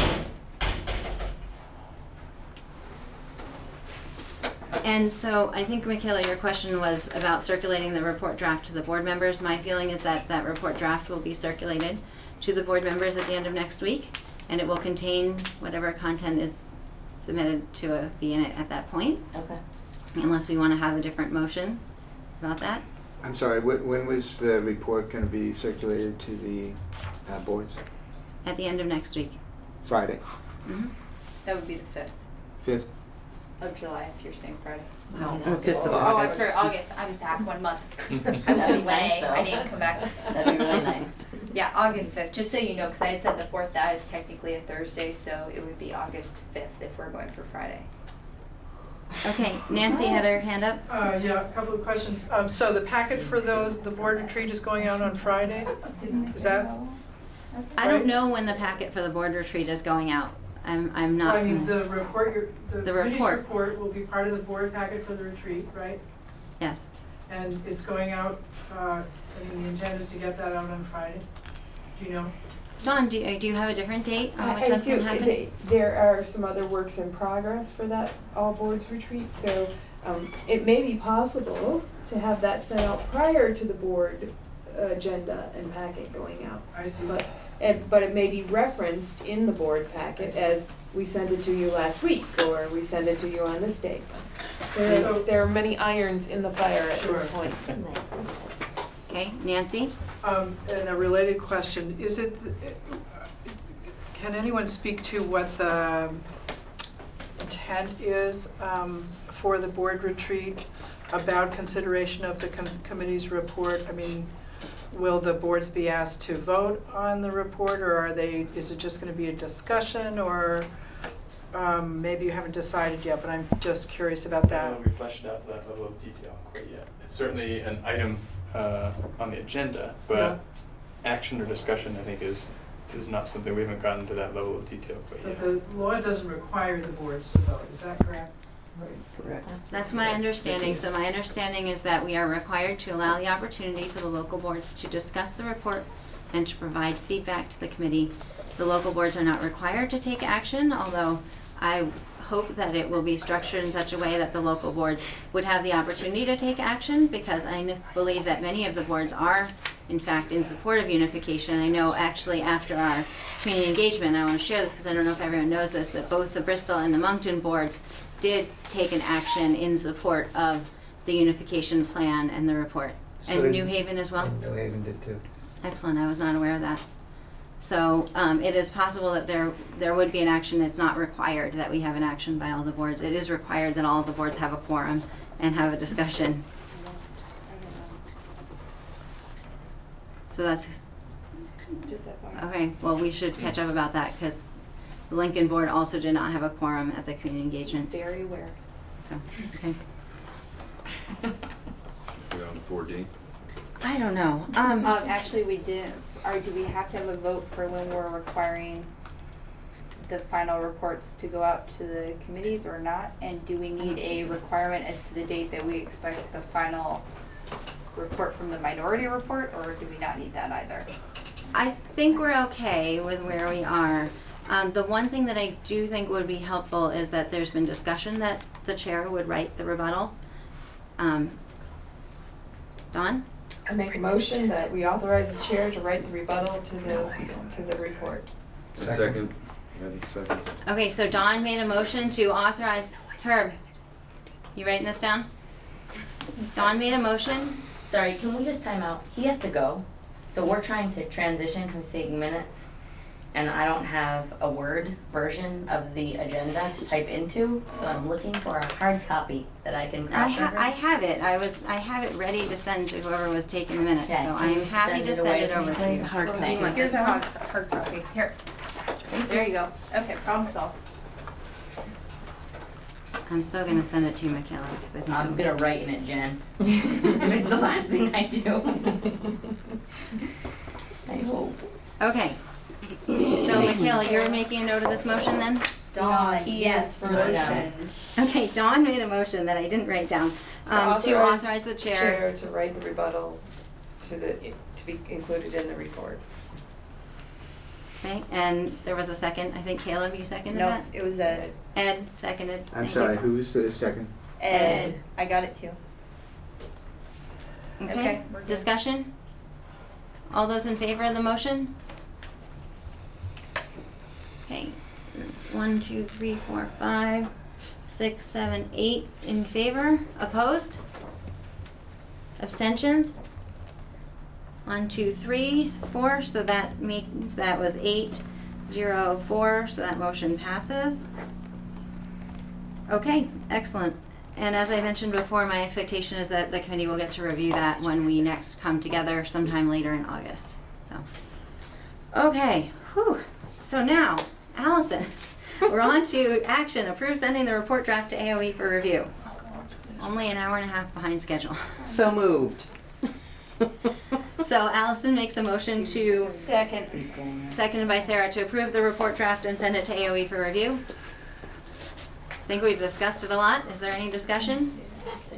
We have, I just would like to mention, of course, we have noted some changes tonight, so I understand that to mean that there will be, the changes will be incorporated. Okay, all those in favor of the motion, please raise your hands. 1, 2, 3, 4, 5, 6, 7, 8 in favor. All those opposed? 3 and 1 abstention, so that is 8, 3, 1, so that motion passes. And Michaela, you got that one? Herb has this, yeah. I'm trying to take some shorthand too, but Sorry. no, it's I'm okay. sorry, who was the second? Was that you, Don? Me, Oh, okay. Sarah.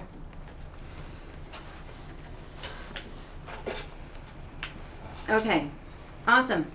We are going to try to cover the next topics briefly because I recognize that it is incredibly late. So the next item, we're moving on to item number 5, update on the consultant services. So, excuse me, the update on the consultant services. So as you guys are aware, our previous consultant is no longer consulting for us. We are going to begin working with a new consultant on a very limited basis to be working with us on our communications as we go into the fall. So the consultant's name is Diane Kirsten-Glitman. I'm not for sure if I'm saying her name correctly. She does have experience actually also from the Chittenden East and from several of their votes. I didn't realize that in Chittenden East they'd actually had gone through 3 different votes before they finally had an approval. And so she's going to be working predominantly with the communications working group as we go into the fall and we start working on how do we inform our community about the work of the committee. Thank you, Herb. Okay. So I wanted to just let you all know that that's in the works. Again, it's going to be a fairly limited engagement. I don't expect that she'll be attending our regular meetings or anything like that, perhaps if we're having community engagements, but in a very focused role. So. Can you say her last name again, Diane? Yep, so it's Kirson, I think, dash Glittman. Got it. Thank you. Sure. So moving on then to agenda item number 6, update from the communications working group. So we did add a new topic. I don't think we need to take an action on this tonight unless everyone is incredibly passionate and wants to move things forward right away, which is also okay with me. But something I've been thinking about as we go into the fall, and even through this next month, this committee will probably not need to meet as regularly as it has been. I know you guys all are gonna miss seeing each other. You're gonna be so excited when we do come together because it will be like old times and we'll all get to hang out together again and stuff. But in all seriousness, this committee will likely not need to have the same frequency of meetings that we've been having. But during that time, there will be a lot of work that will need to be undertaken in the communications area. So something we could consider, and we could certainly consider taking actions on this at our next meeting later in August. We may want to formalize our communication working group and make that be a communication subcommittee. And we could give that subcommittee a specific charge. That basically, if we do make it a subcommittee and give it a charge, it does mean that that group would need to have minutes and have agendas, so there would be warned meetings. There would be minutes, which is kind of a bummer. It does mean, though, that that committee could take specific action that falls within its charge. So I have an example. Actually, Allison pulled this for me today from Chittenden South, and I revised it a little bit based on what I think we might be looking for. So that the communications subcommittee could be charged to develop and execute community engagement communications to share information about the study committee's work and recommendations. And then it goes on to say tasks may include creating content, blah, blah, blah. There's lots of other stuff in there. I can circulate that for review. What it would do is, you know, kind of today I feel like that communications working group really comes back and tells the committee, and the committee makes decisions about what we'd like to do. So if we as a committee would like to delegate some specific authority around communications, that would be something we could do. So, hearing no. Ed? Is there any money left in our grant to fund things that this subcommittee might need to spend money on? So, yes, so that's a two-part answer. So, yes, there is money left in the money that is allocated from the grant. If you remember, the grant is very limited in what it can pay for. It can pay for consulting and legal services. And I did get an update from VSBA, and it's like, you've spent maybe, I'm saying this off the top of my head, and I don't think it included June, somewhere in the neighborhood of $8,000, I think, out of that 20. I don't have a number on what we have expended on our legal services, which we have been using legal services, so that also comes out of that $20,000 grant. Howard? The legal service bill was $26.15 and came in today. As in 2000? Okay. So you said 26, I didn't have that many questions. But I do want to remind you that what we learned is that things like mailings and other things those costs are not eligible under the grant. There was a separate allocation from the executive committee of $5,000, and I don't believe that we have gotten into that, although we did buy some food for our community engagement, so that might have possibly come out of that bucket. Nancy? Well, when I look at the committee's charge, I'm wondering about whether the charge, what the charge means in terms of the committee's responsibilities after the report is filed with the department, with the agency. That is a good question. So the committee's charge.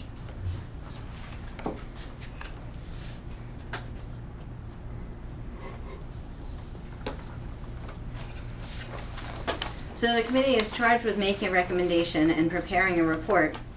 The committee is by statute required to inform the communities about the content that will be voted, right? We are required to have informational sessions, for example. That's the committee's job by statute?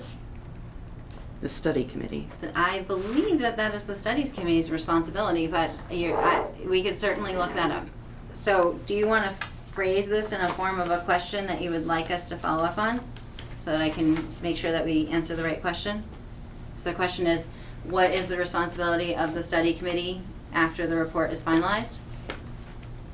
Yes, given what the law says and given what the committee's charge reads. Okay.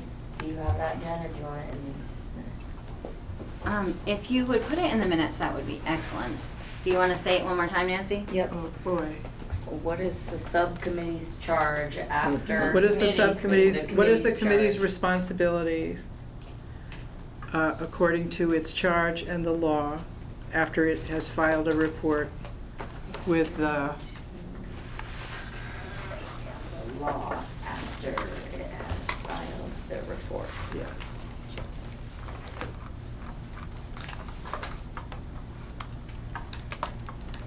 It's interesting. I guess it will be interesting to see what we find on that. I wonder to what extent those responsibilities of the committee would also extend to the responsibilities of members who are taking a minority position on the committee and their responsibilities filing their report as well. Interesting. So we will see what we can find out about that. So we will have further discussion about possibly forming a communications subcommittee at the next meeting. I think, Mike? Can I, if we're done with the agenda, can I just say something? We are actually not done with the agenda, but we are going to come to other business in a moment because I'm going to do the next ones really quick because Wait people for are other turning business. into pumpkins, including me. Okay, so we also had items on the agenda to provide an update from the communications working group. We're going to do this really fast. We have a website. I think I said that last meeting. We have a website. There are some FAQs. They were circulated at the community forum. They are on that website, and there's just other work that's been underway. For example, the survey results were posted on the website. So work is going on to share information that has been reviewed by this committee through the vehicle of our website, which granted probably not a whole lot of people are landing on, but is out there in the world. So I just wanted to very briefly share that update. The other thing is that one question that came up at the community forum was that community members were suggesting that we needed to share information about running for the new board. People need to submit a petition to run for those seats between 30 and 40 days before that election, so we need to make sure that that information is out in the community. So I was hoping that we might, that this group might be willing to authorize the communications working group to look into that and to share information about how one will run for seats on the new board. Nancy? I just want to raise the question again about whether that's within the committee's charge or whether that is the superintendent's office's responsibility. I just don't know, but I think it's a legitimate question. Great, so perhaps the authorization could be for the communications working group to work with the superintendent to ensure that whoever is responsible for publicizing information about running for those seats does so. I think that we just want to be clear that we don't want to arrive at an election and find that we have nobody on the ballot because nobody knew, or that people feel that only current board members were aware, because it is not the time when people normally run for school board seats at this time of year. Caleb? I would move that the committee authorize the communications working group to fulfill this committee's obligation as to communicating about the elections. So I guess I'm just putting that last part in there to say, if in fact the committee has no obligation to do that, as all the superintendent, it wouldn't apply. Which is to say that we are authorizing the working group to fulfill this committee's obligation as to publicizing voting details. I don't know what voting details should say, except the friendly amendments. That's the best word I can come up with right now. It's late. Did you get that one? I got it. Is And there and I second. Michaela seconds it. Excellent. Okay, any further discussion? She's always been quick at that. Okay, all those in favor of the motion, please raise your hands. Oh my gosh, is it unanimous? I think it's unanimous. Could you show that the motion passed unanimously? Excellent. That makes counting easier. All right, thank you all so much for addressing that. So we're moving on to other business. So Mike, you had some other business? I just wanted to recognize that a moment ago, this committee passed the sort of the culmination of months and months of work, and it seems very awkward for me to be the one to say it at this moment, given my position. I feel like we have all worked really hard, even those of us who disagreed, to make it as good as possible. And so I just wanted to say congratulations. Thank you, Good Mike. work, everybody. A lot of, we sped by that really fast, and maybe I have enough familiarity of what it's like to, I apologize, make sausage. You know, the process is complicated, and people sometimes feel frustrated along the way, but you still plow through it, and I wanted to recognize that moment. That was a tremendous amount of work, and I appreciate everyone showing up and working so hard. Thank you, Mike. Even though I voted no. Okay. Okay. Any other business? Don? I make a motion we adjourn. Okay. So we'll table agenda item 8. Don moves to adjourn. Is there a second? Second. Seconded by Kate. Dawn. On Kate. All those in favor of adjournment? Aye. Aye. Any Aye. opposed? Anyone want to stay here later? Okay. Then the motion, the meeting's adjourned. Thank you. Never.